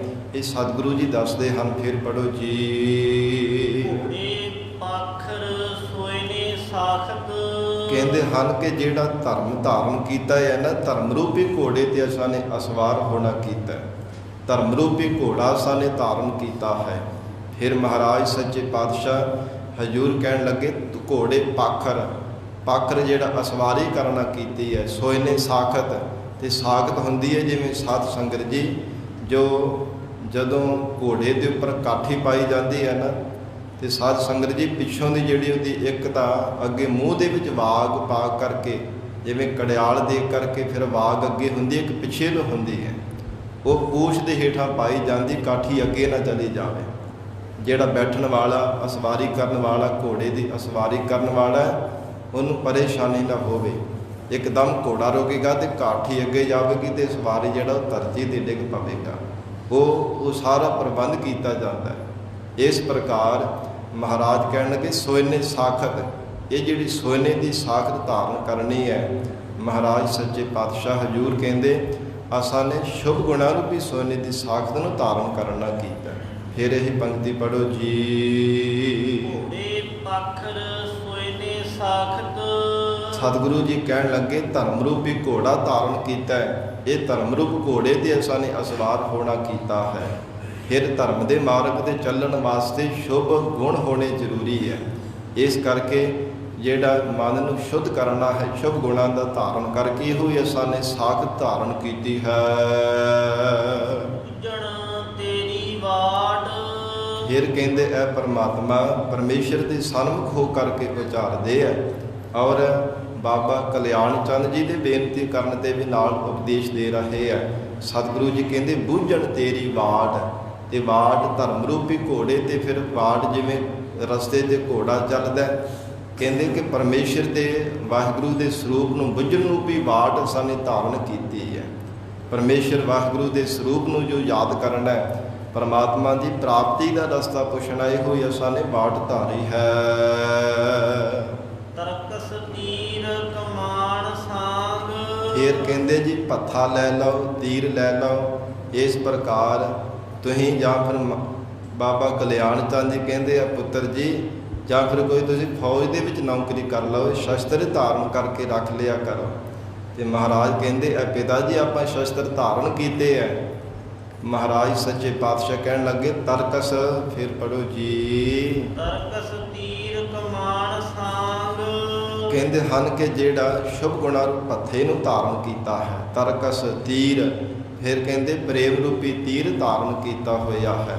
ਕਮਾਨ ਜਿਹੜਾ ਸ਼ੁਭ ਗੁਣ ਧਾਰਨ ਕਰਨੇ ਆ। ਮਹਾਰਾਜ ਸੱਚੇ ਪਾਤਸ਼ਾਹ ਹਜ਼ੂਰ ਨੇ ਉਚਾਰਨ ਕੀਤਾ ਕਮਾਨ ਸਾਂਗ, ਸ਼ਾਂਤੀ ਰੂਪ ਸਾਂਗ ਜਿਹੜੀ ਵਰਸ਼ੀ ਧਾਰਨ ਕੀਤੀ ਹੋਈ ਹੈ। ਔਰ ਕਮਾਨ ਧਨੁਖ ਦੇ ਚਿੱਲੇ ਵਿੱਚ ਜਿਵੇਂ ਤੀਰ ਜੋੜ ਕਰਕੇ ਛੱਡਿਆ ਜਾਂਦਾ, ਪ੍ਰੇਮ ਰੂਪੀ ਤੀਰ ਧਾਰਨ ਕੀਤਾ ਹੋਇਆ ਹੈ। ਇਸੇ ਪ੍ਰਕਾਰ ਜਿਹੜੀ ਖੋਟੀ ਬੁੱਧ ਨੂੰ ਨਾਸ਼ ਕਰਨਾ, ਆਤਮ ਸ਼ੈਣੀ ਬੁੱਧ ਰੂਪੀ ਕਮਾਨ ਅਸਾਂ ਨੇ ਧਾਰਨ ਕੀਤੀ ਹੈ। ਤੇਗ ਬੰਦ ਗੁਣ ਧਾਤ। ਇਹ ਫਿਰ ਕਹਿਣ ਲੱਗੇ ਭਗਤੀ ਰੂਪ ਤੇਗ ਬੰਦ, ਤੇਗ ਨੂੰ ਧਾਰਨ ਕੀਤਾ ਹੋਇਆ ਹੈ। ਤੇਗ ਬੰਦ ਭਾਵ ਕੇ ਤੇਗ ਨੂੰ ਮਿਆਨ ਦੇ ਵਿੱਚ ਪਾ ਕਰਕੇ ਸਤਿਗੁਰੂ ਜੀ ਕਹਿੰਦੇ ਅਸਾਂ ਨੇ ਗਲ ਦੇ ਵਿੱਚ ਧਾਰਨ ਕੀਤਾ ਹੋਇਆ। ਐਸੀ ਭਗਤੀ ਰੂਪ ਤੇਗ ਨੂੰ ਧਾਰਨ ਕੀਤਾ ਹੈ। ਫਿਰ ਅੱਗੇ ਹੀ ਪੜੋ ਜੀ। ਤੇਗ ਬੰਦ ਗੁਣ ਧਾਤ। ਤੇ ਧਾਤ ਫਿਰ ਕਹਿੰਦੇ ਜਿਵੇਂ ਦੁਸ਼ਮਣ ਦੇ ਉੱਪਰ ਧਾਵਾ ਬੋਲਿਆ ਜਾਂਦਾ, ਇਸ ਪ੍ਰਕਾਰ ਸ਼ੁਭ ਗੁਣਾਂ ਰੂਪੀ ਸ਼ਸਤਰਾਂ ਨੂੰ ਧਾਰਨ ਕਰਕੇ ਵਿਸ਼ਿਆਂ ਵਿਕਾਰਾਂ ਰੂਪੀ ਦੁਸ਼ਮਣਾਂ ਨੂੰ ਮਾਰਨ ਦੇ ਵਾਸਤੇ ਸਤਿਗੁਰੂ ਜੀ ਕਹਿੰਦੇ ਅਸਾਂ ਨੇ ਸ਼ੁਭ ਗੁਣਾਂ ਰੂਪੀ ਸ਼ਸਤਰ ਧਾਰਨ ਕੀਤੇ ਹੈ। ਤੇਗ ਬੰਦ ਗੁਣ ਧਾਤ। ਔਰ ਧਾਤ ਕਹਿੰਦੇ ਨੇ ਭੱਜਣ ਨੂੰ, ਦੌੜਨ ਨੂੰ, ਕਾਲੀ ਦੇ ਨਾਲ ਟੁੱਟ ਕਰਕੇ ਦੁਸ਼ਮਣ ਦੇ ਉੱਪਰ ਪੈ ਜਾਣਾ। ਇਵੇਂ ਵਿਕਾਰਾਂ ਰੂਪੀ ਦੁਸ਼ਮਣਾਂ ਤੇ ਤੇਗ ਬੰਦ ਭਗਤੀ ਰੂਪ ਤਲਵਾਰ ਲੈ ਕਰਕੇ ਅਸਾਂ ਨੇ ਟੁੱਟ ਕਰਕੇ ਪੈਣਾ ਕੀਤਾ ਹੈ। ਵਾਜਾ ਨਿਜਾ ਪਤ ਸਿਓ ਪ੍ਰਗਟ। ਫਿਰ ਕਹਿੰਦੇ ਪਰਮੇਸ਼ਰ ਦੇ ਨਾਮ ਦੀ ਜਿਹੜੀ ਆਵਾਜ਼ ਕਰਨੀ ਹੈ ਨਾ, ਅਕਾਲ ਪੁਰਖ ਪਰਮੇਸ਼ਰ ਦੇ ਨਾਮ ਦੀ ਜਿਹੜੀ ਧੁਨੀ ਹੈ, ਆਵਾਜ਼ ਇੱਕ ਰਸ ਪਰਮੇਸ਼ਰ ਦੇ ਨਾਮ ਦੀ ਆਵਾਜ਼ ਕਰਨੀ, ਇਹੋ ਅਸਾਂ ਨੇ ਨੇਜਾ ਧਾਰਨ ਕੀਤਾ। ਵਾਜਾ ਨੇਜਾ ਪਤ ਸਿਓ ਪ੍ਰਗਟ। ਤੇ ਪਦ ਨਾਮ ਪਤੀ ਦਾ ਹੈ, ਪਦ ਨਾਮ ਇੱਜ਼ਤ ਦਾ ਵੀ ਹੈ। ਪਦ ਸਿਓ ਪ੍ਰਗਟ ਪਰਮੇਸ਼ਰ ਦੇ ਸਰੂਪ ਦੀ ਪ੍ਰਾਪਤੀ ਕਰਕੇ ਜਿਹੜੀ ਸੱਚੀ ਇੱਜ਼ਤ ਪ੍ਰਾਪਤ ਕਰਨੀ ਹੈ ਨਾ, ਉਹ ਸੰਸਾਰ ਦੇ ਅੰਦਰ ਪ੍ਰਗਟ ਹੈ। ਕਰਮ ਤੇਰਾ ਮੇਰੀ ਜਾਤ। ਹੈ ਪਰਮਾਤਮਾ ਕਰਮ ਇਹ ਕਰੀਮ ਬਖਸ਼ਿਸ਼ਾਂ ਦੇ ਕਰਨ ਵਾਲੇ ਪਰਮੇਸ਼ਰ ਕਰਮ ਮੇ ਤੇਰਾ ਮੇਰੀ ਜਾਤ ਇਹ ਪਰਮਾਤਮਾ ਜਾਤੀ ਇਹੋ ਹੀ ਅਸਾਂ ਨੇ ਧਾਰਨ ਕੀਤੀ ਹੋਈ ਹੈ। ਮੇਰੀ ਜਾਤ ਮੇਰੀ ਇਹ ਆਪਣਤ ਨੂੰ ਮਿਟਾਉਣਾ ਸਵੈ ਸਰੂਪ ਨੂੰ ਜਾਣਨਾ ਮਹਾਰਾਜ ਇਹੋ ਹੀ ਅਸਾਂ ਨੇ ਸ਼ੁਭ ਕਰਮ ਧਾਰਨ ਕੀਤਾ ਹੈ। ਇਹ ਪਰਮਾਤਮਾ ਕਰਮ ਤੇਰਾ ਜੇ ਤੇਰਾ ਕਰਮ ਬਖਸ਼ਿਸ਼ ਹੋ ਜਾਵੇ ਕਰਮ ਨਾਮ ਬਖਸ਼ਿਸ਼ ਦਾ ਹੈ ਕਿਰਪਾ ਦਾ ਵੀ ਹੈ। ਪਰਮਾਤਮਾ ਜੀ ਆਪ ਜੀ ਦੀ ਕਿਰਪਾ ਹੋ ਜਾਵੇ ਤਾਂ ਹੀ ਮਹਾਰਾਜ ਸਵੈ ਸਰੂਪ ਨੂੰ ਜਾਣਿਆ ਜਾ ਸਕਦਾ ਹੈ। ਬਾਬਾ ਹੋਰ ਚੜ੍ਹਨਾ ਖੁਸ਼ੀ ਖੁਆਰ। ਧੰਨ ਗੁਰੂ ਨਾਨਕ ਦੇਵ ਸਾਹਿਬ ਜੀ ਕਹਿਣ ਲੱਗੇ ਐ ਬਾਬਾ ਐ ਪਿਤਾ ਜੀ ਹੋਰ ਸੰਸਾਰ ਦੇ ਅੰਦਰ ਜਿਹੜੇ ਘੋੜੇ ਆਦਿ ਇਹਨਾਂ ਦੀ ਅਸਵਾਰੀ ਕਰਨੀ ਇਹਨਾਂ ਦੀ ਜਿਹੜੇ ਮਨ ਪਰਚਾ ਕਰਕੇ ਖੁਸ਼ ਹੋਣਾ ਹੈ ਇਹ ਮਨ ਨੂੰ ਖਵਾਰ ਕਰਨ ਵਾਲੇ ਹਨ। ਜਿਨ੍ਹਾਂ ਤੇ ਚੜ੍ਹਨੇ ਕਰਕੇ ਮਨ ਜਿਹੜਾ ਪੀੜੀ ਹੈ ਤਨ ਜਿਹੜਾ ਬਾਰ-ਬਾਰ ਦੁਖੀ ਹੁੰਦਾ ਹੈ ਔਰ ਇਸ ਪ੍ਰਕਾਰ ਹੰਕਾਰ ਰੂਪੀ ਪੀੜਾ ਤਨ ਦੇ ਅੰਦਰ ਆ ਜਾਂਦੀ ਹੈ। ਮਨ ਮਹਿ ਚੱਲਹਿ ਵਿਕਾਰ ਤੇ ਮਨ ਦੇ ਵਿੱਚ ਵਿਕਾਰ ਚੱਲਣ ਲੱਗ ਪੈਂਦੇ ਆ। ਮਨ ਕਦੇ ਹੰਕਾਰੀ ਹੋ ਜਾਂਦਾ ਕਿ ਮੇਰੇ ਵਰਗੀ ਘੋੜਾ ਸਵਾਰੀ ਕੋਈ ਕਰ ਹੀ ਨਹੀਂ ਸਕਦਾ ਜਾਂ ਫਿਰ ਬਹੁਤ ਮਹਿੰਗੇ ਮੁੱਲ ਵਾਲੀ ਗੱਡੀ ਲੈ ਕੇ ਤੇ ਬੜਾ ਹੰਕਾਰ ਦੇ ਬੁੱਲਿਆਂ ਵਿੱਚ ਹੀ ਉਡਾਰੀਆਂ ਮਾਰਦਾ ਫਿਰਦਾ ਕਿ ਮੇਰੇ ਵਰਗੀ ਗੱਡੀ ਹੈਗੀ ਕਿ ਇੱਕ ਨਾ ਇਹ ਵਾਰ-ਵਾਰ ਹੰਕਾਰ ਕਰਦਾ। ਸਤਿਗੁਰੂ ਜੀ ਕਹਿੰਦੇ ਮਨ ਮਹਿ ਚੱਲਹਿ ਵਿਕਾਰ। ਇਸ ਪ੍ਰਕਾਰ ਸੰਸਾਰ ਦੇ ਅੰਦਰ ਤਰ੍ਹਾਂ ਤਰ੍ਹਾਂ ਦੇ ਬਹੁਤੇ ਸੰਸਾਰ ਦੇ ਇਹਨਾਂ ਸੁੱਖਾਂ ਵਿੱਚ ਮਨ ਪਰਚਨੇ ਕਰਕੇ ਮਨ ਦੇ ਵਿੱਚ ਵਿਕਾਰ ਚੱਲਣ ਲੱਗ ਪੈਂਦੇ ਹਨ। ਇਸ ਪ੍ਰਕਾਰ ਸਤ ਸੰਗਤ ਜੀ ਭਗਤ ਰਵਿਦਾਸ ਜੀ ਨੂੰ ਪ੍ਰੇਮੀਆਂ ਨੇ ਬੇਨਤੀ ਕੀਤੀ ਸੀ ਆ ਕੇ। ਉਹ ਬਾਰ-ਬਾਰ ਪਹਿਲਾਂ ਕਹੀ ਗਏ ਕਿ ਮਹਾਰਾਜ ਸਾਡੇ ਪੁੱਤਰ ਦੀ ਜੰਝ ਹੈ ਤੁਹਾਨੂੰ ਘੋੜੇ ਦੇ ਨਾਲ ਚੜਾ ਕੇ ਲੈ ਕੇ ਜਾਣਾ ਤੇ ਸੁੰਦਰ ਚਿੱਟੇ ਰੰਗ ਦੀ ਪੋਸ਼ਾਕ ਵੀ ਲਿਆ ਕਰਕੇ ਭੇਟ ਕੀਤੀ ਭਗਤ ਰਵਿਦਾਸ ਜੀ ਨੂੰ। ਪਹਿਲਾਂ ਤਾਂ ਬਾਰ-ਬਾਰ ਇਨਕਾਰ ਕਰਦੇ ਰਹੇ ਪਰ ਬਹੁਤੀ ਜਿੱਦ ਕਰਨ ਤੇ ਫਿਰ ਉਹਨਾਂ ਨੇ ਰੱਖ ਲਈ। ਜਿੱਦਣ ਜੰਝ ਸੀ ਨਾ ਸੁੰਦਰ ਪੋਸ਼ਾਕ ਵੀ ਧਾਰਨ ਕਰ ਲਈ। ਜਦੋਂ ਘੋੜੇ ਤੇ ਚੜ੍ਹ ਲੱਗੇ ਇੱਕ ਪੈਰ ਰਕਾਬ ਦੇ ਵਿੱਚ ਪਾਇਆ ਦੂਜਾ ਉੱਪਰ ਚੜ੍ਹਿਆ ਤੇ ਸਾਧ ਸੰਗਤ ਜੀ ਉਸੇ ਸਮੇਂ ਮਨ ਵਿੱਚ ਥੋੜੀ ਜਿਹੀ ਹਉਮੈ ਆ ਗਈ। ਮਨ ਵਿੱਚ ਹਉਮੈ ਆਈ ਉਸੇ ਸਮੇਂ ਪੈਰ ਉੱਪਰ ਚੜ੍ਹਨ ਤੋਂ ਬਿਨਾਂ ਹੀ ਕਹਿੰਦੇ ਕਿ ਥੱਲੇ ਰੱਖ ਲਿਆ। ਦੂਜੀ ਲੱਤ ਉੱਤੋਂ ਦੀ ਪਾਉਣੀ ਲੱਗੇ ਸਨ ਥੱਲੇ ਲਾ ਲਈ। ਉਸੇ ਸਮੇਂ ਕਹਿੰਦੇ ਪ੍ਰੇਮੀਓ ਆਪਾਂ ਨੂੰ ਨਹੀਂ ਇਹ ਤੁਹਾਡਾ ਇਹ ਮਨਜ਼ੂਰ ਇਹ ਰੱਖ ਲਓ ਪੋਸ਼ਾਕ ਵੀ ਰੱਖ ਲਓ ਘੋੜੇ ਵੀ ਰੱਖ ਲਓ ਆਪਾਂ ਨਹੀਂ ਤੁਹਾਡੀ ਭੇਟਾ ਪ੍ਰਵਾਨ ਕਰਨੀ। ਜਿਹਦੇ ਤੇ ਚੜ੍ਹਨੇ ਕਰਕੇ ਮਨ ਵਿੱਚ ਹੰਕਾਰ ਪੈਦਾ ਹੁੰਦਾ ਹੈ। ਮਨ ਮਹਿ ਚੱਲਹਿ ਵਿਕਾਰ ਮਨ ਵਿੱਚ ਵਿਕਾਰ ਪੈਦਾ ਹੋਣ ਲੱਗ ਪੈਂਦੇ ਹੈ। ਇਹਨਾਂ ਦੀ ਕੀਤੀ ਹੋਈ ਜਿਹੜੀ ਖੁਸ਼ੀ ਹੈ ਸਤਿਗੁਰੂ ਜੀ ਕਹਿੰਦੇ ਜੀਵ ਦੇ ਮਨ ਨੂੰ ਖਵਾਰ ਕਰਨ ਵਾਲੀ ਹੈ। ਵਿਸਰਾਮ ਦੇ ਕੇ ਮਹਾਰਾਜ ਸੱਚੇ ਪਾਤਸ਼ਾਹ ਜੀ ਫਰਮਾਉਂਦੇ ਹਨ ਘਰ ਮੰਦਰ ਖੁਸ਼ੀ ਨਾਮ ਕੀ। ਫਿਰ ਹਜ਼ੂਰ ਨੇ ਫਰਮਾਨ ਕੀਤਾ ਬਾਬਾ ਕਲਿਆਣ ਚੰਦ ਜੀ ਦੀ ਬੇਨਤੀ ਕਰਨ ਤੇ ਕਹਿੰਦੇ ਐ ਪੁੱਤਰ ਜੀ ਘਰ ਦੇ ਵਿੱਚ ਚਲੋ ਪਰਿਵਾਰ ਦੇ ਵਿੱਚ ਰਹੋ ਪਰਿਵਾਰ ਦੇ ਆਪਣਾ ਹੁਕਮ ਚਲਾਵੋ। ਸੁੰਦਰ ਮਕਾਨ ਬਣੇ ਹੋਏ ਹੈ ਪਰਮਾਤਮਾ ਨੇ ਸਭ ਕੁਝ ਘਰ ਦੇ ਸੁੱਖ ਬਖਸ਼ੇ ਹੈ ਤੇ ਮਹਾਰਾਜ ਸੱਚੇ ਪਾਤਸ਼ਾਹ ਫਰਮਾਉਂਦੇ ਹਨ ਘਰ ਮੰਦਰ ਖੁਸ਼ੀ ਨਾਮ ਕੀ। ਕਹਿੰਦੇ ਹਨ ਕਿ ਘਰ ਜਾਂ ਮੰਦਰ ਸੁੰਦਰ ਮਹਿਲ ਬਣੇ ਹੋਏ ਹੈ ਖੁਸ਼ੀ ਨਾਮ ਕੀ। ਮਹਾਰਾਜ ਸੱਚੇ ਪਾਤਸ਼ਾਹ ਕਹਿੰਦੇ ਪਰਮਾਤਮਾ ਦੇ ਸਰੂਪ ਰੂਪੀ ਮੰਦਰ ਨੂੰ ਪਾਵਣਾ ਮੰਦਰ ਅਥਵਾ ਹਿਰਦੇ ਰੂਪੀ ਘਰ ਦੇ ਅੰਦਰ ਹਿਰਦੇ ਰੂਪ ਮੰਦਰ ਦੇ ਅੰਦਰ ਪਰਮਾਤਮਾ ਦੇ ਸਰੂਪ ਰੂਪ ਘਰ ਨੂੰ ਪਾਵਣਾ ਇਹੋ ਹੀ ਅਸਾਂ ਨੇ ਸੁੰਦਰ ਔਰ ਸੱਚਾ ਘਰ ਸਮਝਿਆ ਹੈ। ਖੁਸ਼ੀ ਨਾਮ ਕੀ ਤੇ ਪਰਿਵਾਰ ਦੇ ਵਿੱਚ ਜਿਹੜੀ ਖੁਸ਼ੀ ਕਰਨੀ ਹੈ ਪਰਮਾਤਮਾ ਦਾ ਨਾਮ ਜਪਣ ਨੂੰ ਹੀ ਅਸਾਂ ਨੇ ਸੱਚੀ ਖੁਸ਼ੀ ਜਾਣਿਆ ਹੈ। ਮਹਾਰਾਜ ਸੱਚੇ ਪਾਤਸ਼ਾਹ ਕਹਿੰਦੇ ਪਰਮਾਤਮਾ ਦੀ ਜਿਹੜੀ ਕਿਰਪਾ ਦੀ ਨਜ਼ਰ ਹੋਣੀ ਹੈ ਇਹੋ ਹੀ ਅਸਾਂ ਨੇ ਸ਼ੁਭ ਗੁਣਾ ਰੂਪੀ ਪਰਿਵਾਰ ਨੂੰ ਧਾਰਨ ਕੀਤਾ ਹੈ। ਸ਼ੁਭ ਗੁਣਾ ਰੂਪੀ ਪਰਿਵਾਰ ਨੂੰ ਧਾਰਿਆ ਹੈ। ਦਇਆ ਧਰਮ ਧੀਰਤਾ ਸ਼ੁਭ ਵਿਚਾਰ ਸ਼ਾਂਤੀ ਆਦਿਕ ਜਿਤਨੇ ਵੀ ਸ਼ੁਭ ਗੁਣ ਹੈ ਇਹੋ ਸਾਡੇ ਵਾਸਤੇ ਪਰਿਵਾਰ ਹੈ। ਹੁਕਮ ਸੋਈ ਤੁਧ ਭਾਵ ਸੀ। ਫਿਰ ਬਾਬਾ ਕਲਿਆਣ ਚੰਦ ਜੀ ਕਹਿੰਦੇ ਕਿ ਪਰਿਵਾਰ ਦੇ ਵਿੱਚ ਆਓ ਹੁਕਮ ਚਲਾਵੋ ਆ ਕਰਕੇ ਤੇ ਕਹਿਣ ਲੱਗੇ ਹੁਕਮ ਸੋਈ ਤੁਧ ਭਾਵ ਸੀ।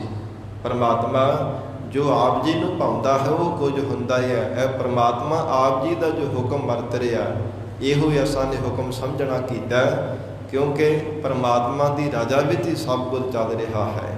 ਹੁਕਮ ਹੈ ਅੰਦਰ ਸਭ ਕੋ, ਤੇ ਪਰਮਾਤਮਾ ਜੈਸਾ ਕੋਈ ਹੁਕਮ ਨਹੀਂ ਸੰਸਾਰ ਅੰਦਰ ਕਰ ਸਕਦਾ, ਰੱਬ ਜੈਸਾ ਕੋਈ ਹੁਕਮਰਾਨ ਨਹੀਂ ਬਣ ਸਕਦਾ। ਇਸ ਲਈ ਫਰਮਾਨ ਕਰਦੇ ਨੇ ਮਹਾਰਾਜ ਸੱਚੇ ਪਾਤਸ਼ਾਹ, ਹੁਕਮ ਸੋਈ ਤੁਧ ਭਾਵ ਸੀ। ਪਰਮਾਤਮਾ ਜੋ ਆਪ ਜੀ ਨੂੰ ਭਾਉਂਦਾ ਸੀ ਹੁੰਦਾ ਸੀ, ਜੋ ਭਾਉਂਦਾ ਹੈ ਹੋ ਰਿਹਾ ਹੈ, ਜੋ ਭਾਵੇਗਾ ਉਹ ਹੀ ਆਉਣ ਵਾਲੇ ਸਮੇਂ ਵਿੱਚ ਹੋਵੇਗਾ। ਇਸ ਲਈ ਗਰੀਬ ਨਵਾਜ ਧੰਨ ਗੁਰੂ ਨਾਨਕ ਦੇਵ ਸਾਹਿਬ ਮਹਾਰਾਜ ਸੱਚੇ ਪਾਤਸ਼ਾਹ ਕਹਿੰਦੇ, ਐ ਪਿਤਾ ਜੀ, ਪਰਮਾਤਮਾ ਜੋ ਸੰਸਾਰ ਦੇ ਸਾਰੀ ਸ੍ਰਿਸ਼ਟੀ ਤੇ ਹੁਕਮ ਕਰ ਰਿਹਾ ਹੈ, ਜੋ ਕੁਝ ਪਰਮੇਸ਼ਰ ਨੂੰ ਭਾ ਰਿਹਾ ਉਹ ਕੁਝ ਹੀ ਹੋ ਰਿਹਾ, ਇਹੋ ਹੀ ਸਾਡਾ ਹੁਕਮ ਹੈ। ਹੋਰ ਆਖਣ ਬਹੁਤ ਅਪਾਰ, ਹੋਰ ਸੰਸਾਰ ਦੇ ਅੰਦਰ ਅਪਾਰ ਬਹੁਤ ਤਰ੍ਹਾਂ ਕਰਕੇ ਭਾਵੇਂ ਕੋਈ ਆਖਣਾ ਕਰਦਾ ਹੈ, ਬਹੁਤ ਤਰ੍ਹਾਂ ਦੇ ਭਾਵੇਂ ਕੋਈ ਹੁਕਮਰਾਨ ਬਣ ਜਾਂਦੇ ਆ, ਕੋਈ ਕਿਸੇ ਪ੍ਰਕਾਰ ਹੁਕਮ ਚਲਾਉਂਦਾ, ਕੋਈ ਕਿਸੇ ਦੀ ਹਕੂਮਤ ਚਲਾਉਂਦਾ ਹੈ, ਪਰ ਪਰਮਾਤਮਾ ਜੈਸੀ ਹਕੂਮਤ ਕਿਸੇ ਤੋਂ ਨਹੀਂ ਚਲਾਈ ਜਾ ਸਕਦੀ।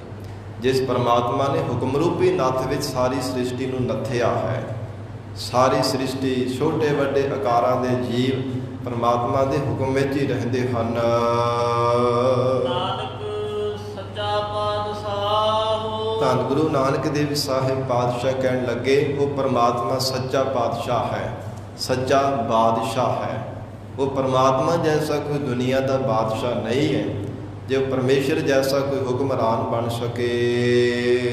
ਪੂਛ ਨਾ ਕਰੇ ਵਿਚਾਰ, ਕਿਉਂਕਿ ਦੁਨੀਆ ਦੇ ਬਾਦਸ਼ਾਹਾਂ ਨੂੰ ਪੁੱਛਣ ਵਾਸਤੇ, ਵਿਚਾਰਾ ਕਰਨ ਵਾਸਤੇ ਵਜ਼ੀਰ ਰੱਖਣੇ ਪੈਂਦੇ ਹੈ। ਉਹ ਫਿਰ ਚੰਗੀਆਂ ਸਲਾਹਾਂ ਦਿੰਦੇ ਹੈ, ਬਾਦਸ਼ਾਹ ਇੱਦਾਂ ਕਰਨਾ ਚਾਹੀਦਾ, ਵਜ਼ੀਰਾਂ ਦੇ ਨਾਲ, ਮੌਲਵੀਆਂ ਨਾਲ, ਅਹਿਲਕਾਰਾਂ ਨਾਲ ਸਲਾਹਾਂ ਕਰਦਾ, ਤੇ ਫਿਰ ਤਾਂ ਹੀ ਰਾਜ ਭਾਗ ਦਾ, ਰਾਜ ਦਾ ਪ੍ਰਬੰਧ ਚੱਲਦਾ। ਮਹਾਰਾਜ ਸੱਚੇ ਪਾਤਸ਼ਾਹ ਕਹਿੰਦੇ, ਪੂਛ ਨਾ ਕਰੇ ਵਿਚਾਰ। ਪਰ ਪਰਮੇਸ਼ਰ ਬਾਦਸ਼ਾਹ ਅਜਿਹਾ ਨਹੀਂ ਹੈ, ਦੁਨੀਆ ਦੇ ਬਾਦਸ਼ਾਹਾਂ ਵਰਗਾ ਨਹੀਂ। ਉਹ ਪਰਮਾਤਮਾ ਕਿਸੇ ਤੋਂ ਪੁੱਛਦਾ ਨਹੀਂ ਹੈ। ਸੰਸਾਰ ਦੇ ਜੀਵਾਂ ਦੀ ਪੈਦਾਇਸ਼ ਕਰਨ ਲੱਗਿਆ, ਜੀਵਾਂ ਨੂੰ ਦਾਤਾਂ ਦੇਣ ਲੱਗਿਆ, ਕਿਸੇ ਨਾਲ ਵਿਚਾਰ ਨਹੀਂ ਕਰਦਾ। ਪੁੱਛ ਨਾ ਸਾਜੇ, ਪੁੱਛ ਨਾ ਢਾਹੇ, ਪੁੱਛ ਨਾ ਲੇਵੈ ਦੇ। ਉਹ ਪਰਮਾਤਮਾ ਕਿਸੇ ਨੂੰ ਪੁੱਛਦਾ ਥੋੜ੍ਹਾ, ਕਿਸੇ ਦੁਨੀਆ ਦੇ ਵਜ਼ੀਰ ਦੇ ਨਾਲ ਸਲਾਹ ਮਸ਼ਵਰਾ ਥੋੜ੍ਹਾ ਕਰਦਾ, ਇਹ ਜੀਵ ਨੂੰ ਦਰ ਦੇਵਾਂ ਕਿ ਨਾ ਦੇਵਾਂ, ਕਦੋਂ ਸ੍ਰਿਸ਼ਟੀ ਨੂੰ ਪੈਦਾ ਕਰਨਾ ਹੈ, ਕਿਸ ਢੰਗ ਦੇ ਨਾਲ ਜੀਵਾਂ ਦੀ ਪਰਵਰਿਸ਼ ਕਰਨੀ, ਕਦੋਂ ਜੀਵਾਂ ਦੀ ਲੈਤਾ ਕਰਨੀ, ਉਹ ਪਰਮਾਤਮਾ ਕਦੇ ਕਿਸੇ ਤੋਂ ਐਸੀ ਸਲਾਹ ਨਹੀਂ ਲੈਂਦਾ। ਉਹ ਪਰਮਾਤਮਾ ਆਪ ਹੀ ਵਜ਼ੀਰ ਰੂਪ ਹੈ, ਆਪ ਹੀ ਬਾਦਸ਼ਾਹ ਰੂਪ ਹੈ। ਉਹ ਪਰਮਾਤਮਾ ਜੈਸਾ ਕੋਈ ਸਿਆਣਪ ਵਾਲਾ ਜਗਤ ਅੰਦਰ ਨਹੀਂ ਹੈ। ਇਸ ਲਈ ਮਹਾਰਾਜ ਧੰਨ ਗੁਰੂ ਨਾਨਕ ਦੇਵ ਸਾਹਿਬ ਸੱਚੇ ਪਾਤਸ਼ਾਹ ਫਰਮਾਨ ਕਰ ਰਹੇ ਹੈ, ਨਾਨਕ ਸੱਚਾ ਪਾਤਸ਼ਾਹ ਪੂਛ ਨਾ ਕਰੇ ਵਿਚਾਰ। ਕਹਿੰਦੇ ਹਨ ਕਿ ਪਰਮਾਤਮਾ ਕਿਸੇ ਤੋਂ ਪੁੱਛਦਾ ਨਹੀਂ, ਨਾ ਕਿਸੇ ਦੀ ਵਿਚਾਰ ਲੈਂਦਾ ਹੈ। ਬਾਬਾ ਹੋਰ ਸੋਹਣਾ ਖੁਸ਼ੀ ਖੁਆਰ, ਸਤਿਗੁਰੂ ਜੀ ਸਮਾਪਤੀ ਦੀਆਂ ਪੰਕਤੀਆਂ ਵਿੱਚ ਫਰਮਾਉਂਦੇ ਆ, ਬਾਬਾ ਆ ਪਿਤਾ ਜੀ, ਹੋਰ ਸੰਸਾਰ ਦੇ ਅੰਦਰ ਜਿਹੜਾ ਸੁੱਤੇ ਰਹਿਣਾ ਹੈ, ਜਾਂ ਫਿਰ ਮਹਿਲਾਂ ਦੇ ਵਿੱਚ ਹੀ ਸੁੱਤੇ ਰਹਿਣਾ, ਘਰ ਦੇ ਵਿੱਚ ਬੰਗਲੇ ਕੋਠੀਆਂ ਵਿੱਚ ਸੁੱਤੇ ਰਹਿਣਾ ਹੈ, ਉਹਨਾਂ ਵਿੱਚ ਮਨ ਨੂੰ ਜਿਹੜੀ ਖੁਸ਼ੀ ਦੇਣੀ ਹੈ ਕਿ ਮਨ ਬੜਾ ਖੁਸ਼ ਹੁੰਦਾ ਜੀ ਮੈਂ ਮਹਿਲਾਂ ਵਿੱਚ ਸੁੱਤਾ ਹਾਂ, ਘਰਾਂ ਦੇ ਵਿੱਚ ਬੰਗਲਿਆਂ ਕੋਠੀਆਂ ਵਿੱਚ ਸੁੱਤਾ। ਮਨ ਨੂੰ ਜਿਹੜਾ ਖੁਸ਼ੀ ਦੇਣੀ ਹੈ ਉਹ ਖਵਾਰ ਕਰਨ ਵਾਲੀ ਹੈ, ਜੀਵ ਨੂੰ ਖੱਜਲ ਖਵਾਰ ਕਰਨ ਵਾਲੀ, ਭੜਕਾਉਣ ਵਾਲੀ ਹੈ।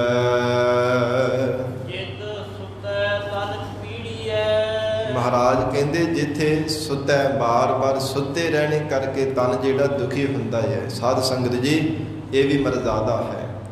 ਬਹੁਤਾ ਸੌਣਾ ਵੀ ਜਿਹੜਾ ਉਹਦੇ ਨਾਲ ਵੀ ਸਰੀਰ ਨੂੰ ਰੋਗ ਲੱਗਦੇ ਹੈ। ਸਰੀਰ ਇਹ ਜੀਵ ਆਲਸੀ ਬਣ ਜਾਂਦਾ ਬਹੁਤਾ ਸੁੱਤਾ ਹੀ ਰਹੇ ਤਾਂ, ਕਦੇ ਸੁਚੇਤ ਹੋ ਕਰਕੇ ਨਹੀਂ ਰਹਿੰਦਾ, ਉਦਮ ਖਤਮ ਹੋ ਜਾਂਦਾ ਸੁੱਤੇ ਰਹਿਣੇ ਕਰਕੇ, ਤਰ੍ਹਾਂ ਦੇ ਪਕਵਾਨ ਛਕਣੇ ਕਰਕੇ, ਬਹੁਤੇ ਭਾਰੇ ਪਦਾਰਥ ਖਾ ਕੇ ਵੀ ਸੁੱਤੇ ਰਹਿਣਾ ਤੇ ਉਹ ਸਰੀਰ ਨੂੰ ਰੋਗ ਲੱਗਦੇ ਹੈ, ਆਲਸੀ ਬਣ ਜਾਂਦਾ ਹੈ। ਮਹਾਰਾਜ ਸੱਚੇ ਪਾਤਸ਼ਾਹ ਕਹਿੰਦੇ ਜਿਤ ਸੁੱਤਿਆ ਤਨ ਪੀੜੀ ਹੈ, ਤਨ ਵੀ ਪੀੜਿਆ ਜਾਂਦਾ, ਦੁਖੀ ਹੁੰਦਾ ਹੈ ਬਹੁਤਾ ਸੌਣੇ ਕਰਕੇ ਵੀ। ਮਨ ਮਹਿ ਚੱਲਹਿ ਵਿਕਾਰ, ਅਤੇ ਮਨ ਦੇ ਵਿੱਚ ਫਿਰ ਵਿਕਾਰ ਚੱਲਣ ਲੱਗ ਪੈਂਦੇ ਆ। ਖਾ ਕੇ ਸੁੱਤੇ ਰਹਿਣਾ, ਘਰਾੜੇ ਹੀ ਮਾਰਦੇ ਰਹਿਣਾ, ਕੋਈ ਸੇਵਾ ਨਾ ਕਰਨੀ, ਸਿਮਰਨ ਨਾ ਕਰਨਾ, ਰੱਬ ਦਾ ਸ਼ੁਕਰਾਨਾ ਨਾ ਕਰਨਾ, ਤੇ ਮਨ ਵਿੱਚ ਵਿਕਾਰ ਹੀ ਚੱਲਣੇ ਆ। ਹੋਰ ਕੀ ਚੱਲਣਾ? ਮਹਾਰਾਜ ਸੱਚੇ ਪਾਤਸ਼ਾਹ ਹਜੂਰ ਕਹਿੰਦੇ ਇਸ ਕਰਕੇ ਪਰਮੇਸ਼ਰ ਦੇ ਨਾਮ ਰੂਪੀ ਭੋਜਨ ਤੋਂ ਬਿਨਾਂ, ਸ਼ੁਭ ਗੁਣ ਧਾਰਨ ਕੀਤੇ ਤੋਂ ਬਿਨਾਂ ਬਹੁਤਾ ਜਿਹੜਾ ਸੌਣਾ ਵੀ ਹੈ, ਇਹਦੇ ਕਰਕੇ ਤਨ ਵੀ ਦੁਖੀ ਹੁੰਦਾ ਹੈ, ਤਨ ਵੀ ਪੀੜਿਆ ਜਾਂਦਾ ਹੈ, ਮਨ ਵੀ ਫਿਰ ਵਿਕਾਰੀ ਬਣ ਜਾਂਦਾ ਹੈ। ਮਨ ਹਰ ਸਮੇਂ ਵਿਕਾਰੀ ਚਿਤਵਦਾ ਰਹਿੰਦਾ ਹੈ। ਮਨ ਜਿਹੜਾ ਹੈ ਵਿਕਾਰੀ ਹੋ ਜਾਂਦਾ, ਜੀਵ ਫਿਰ ਵਿਕਾਰਾਂ ਨੂੰ ਭੋਗਣ ਦੇ ਵਾਸਤੇ ਬਾਰ-ਬਾਰ ਸੋਚਦਾ ਰਹਿੰਦਾ ਹੈ, ਬੁਰੇ ਫੁਰਨੇ ਮਨ ਦੇ ਵਿੱਚ ਧਾਰਨ ਕਰਦਾ ਰਹਿੰਦਾ ਹੈ। ਇਸ ਕਰਕੇ ਮਹਾਰਾਜ ਸੱਚੇ ਪਾਤਸ਼ਾਹ ਸਤਿਗੁਰੂ ਜੀ ਨੇ ਇਹ ਸ਼ੁਭ ਗੁਣਾਂ ਨੂੰ ਸਾਧ ਸੰਗਤ ਜੀ ਧਾਰਨ ਕਰਨ ਵਾਸਤੇ ਪ੍ਰੇਰਿਤ ਕੀਤਾ ਹੈ। ਇਸ ਸ਼ਬਦ ਦੇ ਅੰਦਰ ਅਕਾਲ ਪੁਰਖ ਪਰਮੇਸ਼ਰ ਦੇ ਨਾਮ ਦੀ ਵਡਿਆਈ ਕੀਤੀ ਹੈ ਔਰ ਸ਼ੁਭ ਗੁਣਾਂ ਨੂੰ ਧਾਰਨ ਲਈ ਸਤਿਗੁਰੂ ਸੱਚੇ ਪਾਤਸ਼ਾਹ ਜੀ ਨੇ ਸਿੱਖਿਆ ਦਿੱਤੀ ਹੈ ਕਿ ਜੋ ਸ਼ੁਭ ਗੁਣ ਜੀਵਨ ਦੇ ਅੰਦਰ ਧਾਰਨ ਕਰਨੇ ਹੈ, ਇਹਨਾਂ ਦੇ ਸਮਾਨ ਕੋਈ ਦੁਨੀਆ ਦੇ ਸੁੱਖ ਨਹੀਂ ਹਨ। ਪਦਾਰਥਾਂ ਦੇ, ਸੌਣ ਦੇ, ਖਾਣ ਦੇ, ਪਹਿਨਣ ਦੇ, ਇਹ ਕੋਈ ਦੁਨੀਆ ਦੇ ਹੋਰ ਇਹਨਾਂ ਦੇ ਸਮਾਨ, ਇਹਨਾਂ ਦੇ ਤੁਲ ਸੁੱਖ ਨਹੀਂ ਹੈ। ਜਿਹੜੇ ਸ਼ੁਭ ਗੁਣਾਂ ਨੂੰ ਧਾਰਨ ਕਰਕੇ ਸੁੱਖ ਪ੍ਰਾਪਤ ਕਰ ਲੈਣੇ ਹੈ, ਇਸ ਪ੍ਰਕਾਰ ਸਤਿਗੁਰੂ ਜੀ ਨੇ ਇਸ ਪਾਵਨ ਸ਼ਬਦ ਅੰਦਰ ਉਪਦੇਸ਼ ਬਖਸ਼ਿਸ਼ ਕੀਤਾ ਹੈ। ਗਰੀਬ ਨਵਾਜ ਮਹਾਰਾਜ ਸੱਚੇ ਪਾਤਸ਼ਾਹ ਸਤਿਗੁਰੂ ਜੀ ਨੇ ਜੋ ਸਿਧਾਂਤ ਬਖਸ਼ਿਆ, ਸਾਧ ਸੰਗਤ ਜੀ ਭਾਈ ਗੁਰਦਾਸ ਸਾਹਿਬ ਜੀ ਨੇ ਵੀ ਸੇਧ ਦਿੱਤੀ ਹੈ। ਕਹਿੰਦੇ ਹਨ ਕਿ ਜਿਹੜਾ ਗੁਰਮੁਖਾਂ ਦਾ ਸੁਭਾਅ ਹੁੰਦਾ ਹੈ ਨਾ, ਥੋੜਾ ਸਭਣਾ ਖਾਵਣਾ, ਥੋੜਾ ਬੋਲਣ ਗੁਰਮਤਿ ਪਾਏ। ਉਹ ਲੋੜ ਅਨੁਸਾਰ ਬੋਲਦੇ ਹੈ, ਲੋੜ ਅਨੁਸਾਰ ਛਕਦੇ ਹੈ, ਲੋੜ ਅਨੁਸਾਰ ਹੀ ਆਰਾਮ ਕਰਦੇ ਹੈ। ਇਹ ਭਾਈ ਗੁਰਦਾਸ ਸਾਹਿਬ ਜੀ ਨੇ ਵੀ ਸਿਧਾਂਤ ਰੱਖਿਆ, ਜਿਸ ਵਿੱਚ ਉਪਦੇਸ਼ ਦਿੱਤਾ ਕਿ ਗੁਰਮੁਖਾਂ ਦਾ ਅਜਿਹਾ ਜੀਵਨ ਹੁੰਦਾ ਹੈ, ਲੋੜ ਤੋਂ ਵੱਧ ਨਹੀਂ ਬੋਲਦੇ, ਲੋੜ ਤੋਂ ਵੱਧ ਉਹ ਭੋਜਨ ਨਹੀਂ ਛਕਦੇ, ਲੋੜ ਤੋਂ ਵੱਧ ਸੌਂਦੇ ਨਹੀਂ ਹੈ, ਲੋੜ ਤੋਂ ਵੱਧ ਉਹ ਪਹਿਨਦੇ ਨਹੀਂ ਹੈ। ਇਉਂ ਐਸਾ ਗੁਰਮੁਖਾਂ ਦਾ ਜੀਵਨ ਹੈ। ਮਹਾਰਾਜ ਸੱਚੇ ਪਾਤਸ਼ਾਹ ਸਤਿਗੁਰੂ ਜੀ ਬਖਸ਼ਿਸ਼ ਕਰਨ, ਪਾਵਨ ਉਪਦੇਸ਼ ਸਾਡੇ ਹਿਰਦਿਆਂ ਅੰਦਰ ਵਸ ਜਾਵੇ, ਗੁਰੂ ਬਚਨਾਂ ਦੀ ਕਮਾਈ ਕਰਕੇ ਜੀਵਨ ਸਫਲਾ ਬਣਾ ਸਕੀਏ ਜੀ। ਸਤਿਗੁਰੂ ਜੀ ਦੀ ਪਾਵਨ ਬਾਣੀ ਦੀ ਵਿਚਾਰ ਕਰਦਿਆਂ ਹੋਈਆਂ ਬੇਅੰਤ ਭੁੱਲਾਂ ਦੀ ਖਿਮਾ, ਧੰਨ ਸ੍ਰੀ ਗੁਰੂ ਗ੍ਰੰਥ ਸਾਹਿਬ ਮਹਾਰਾਜ ਆਪ ਸੰਗਤ ਬਖਸ਼ਣਹਾਰ ਹੋ, ਅਗਾਹ ਵਾਸਤੇ ਅਸੀਸ ਪਿਆਰ ਬਖਸ਼ਿਸ਼ ਕਰਨਾ। ਜ਼ਰੂਰੀ ਬੇਨਤੀ ਹੈ ਸਾਧ ਸੰਗਤ ਜੀ, ਜਿਨ੍ਹਾਂ ਪ੍ਰਾਣੀਆਂ ਅਜੇ ਤਾਈਂ ਅੰਮ੍ਰਿਤ ਨਹੀਂ ਛਕਿਆ, ਬੇਨਤੀ ਹੈ ਪੰਜਾਂ ਪਿਆਰਿਆਂ ਤੋਂ ਖੰਡੇ ਬਾਟੇ ਦਾ ਅੰਮ੍ਰਿਤ ਛਕੋ। ਨਿਤਨੇਮ ਦੇ ਰਹਿਤ ਮਰਜ਼ਾਦਾ ਦੇ ਧਾਰਨੀ ਬਣ ਕੇ ਜੀਵਨ ਸਫਲਾ ਬਣਾਵੋ। ਪਤਿਤ ਪੁਣੀ ਦਾ ਨਸ਼ਿਆਂ ਦਾ ਤਿਆਗ ਕਰਕੇ ਸ਼ਬਦ ਗੁਰੂ ਧੰਨ ਸ੍ਰੀ ਗੁਰੂ ਗ੍ਰੰਥ ਸਾਹਿਬ ਸੱਚੇ ਪਾਤਸ਼ਾਹ ਜੀ ਦੇ ਲੜ ਲੱਗ ਕੇ ਜੀਵਨ ਸਫਲਾ ਬਣਾਵੋ ਜੀ। ਬੇਨਤੀ ਪ੍ਰਵਾਨ ਕਰਨੀ, ਦੇਹੁ ਸੱਜਣ ਅਸੀਸੜੀਆ, ਜਿਉ ਹੋਵੈ ਸਾਹਿਬ ਸਿਓ ਮੇਲ।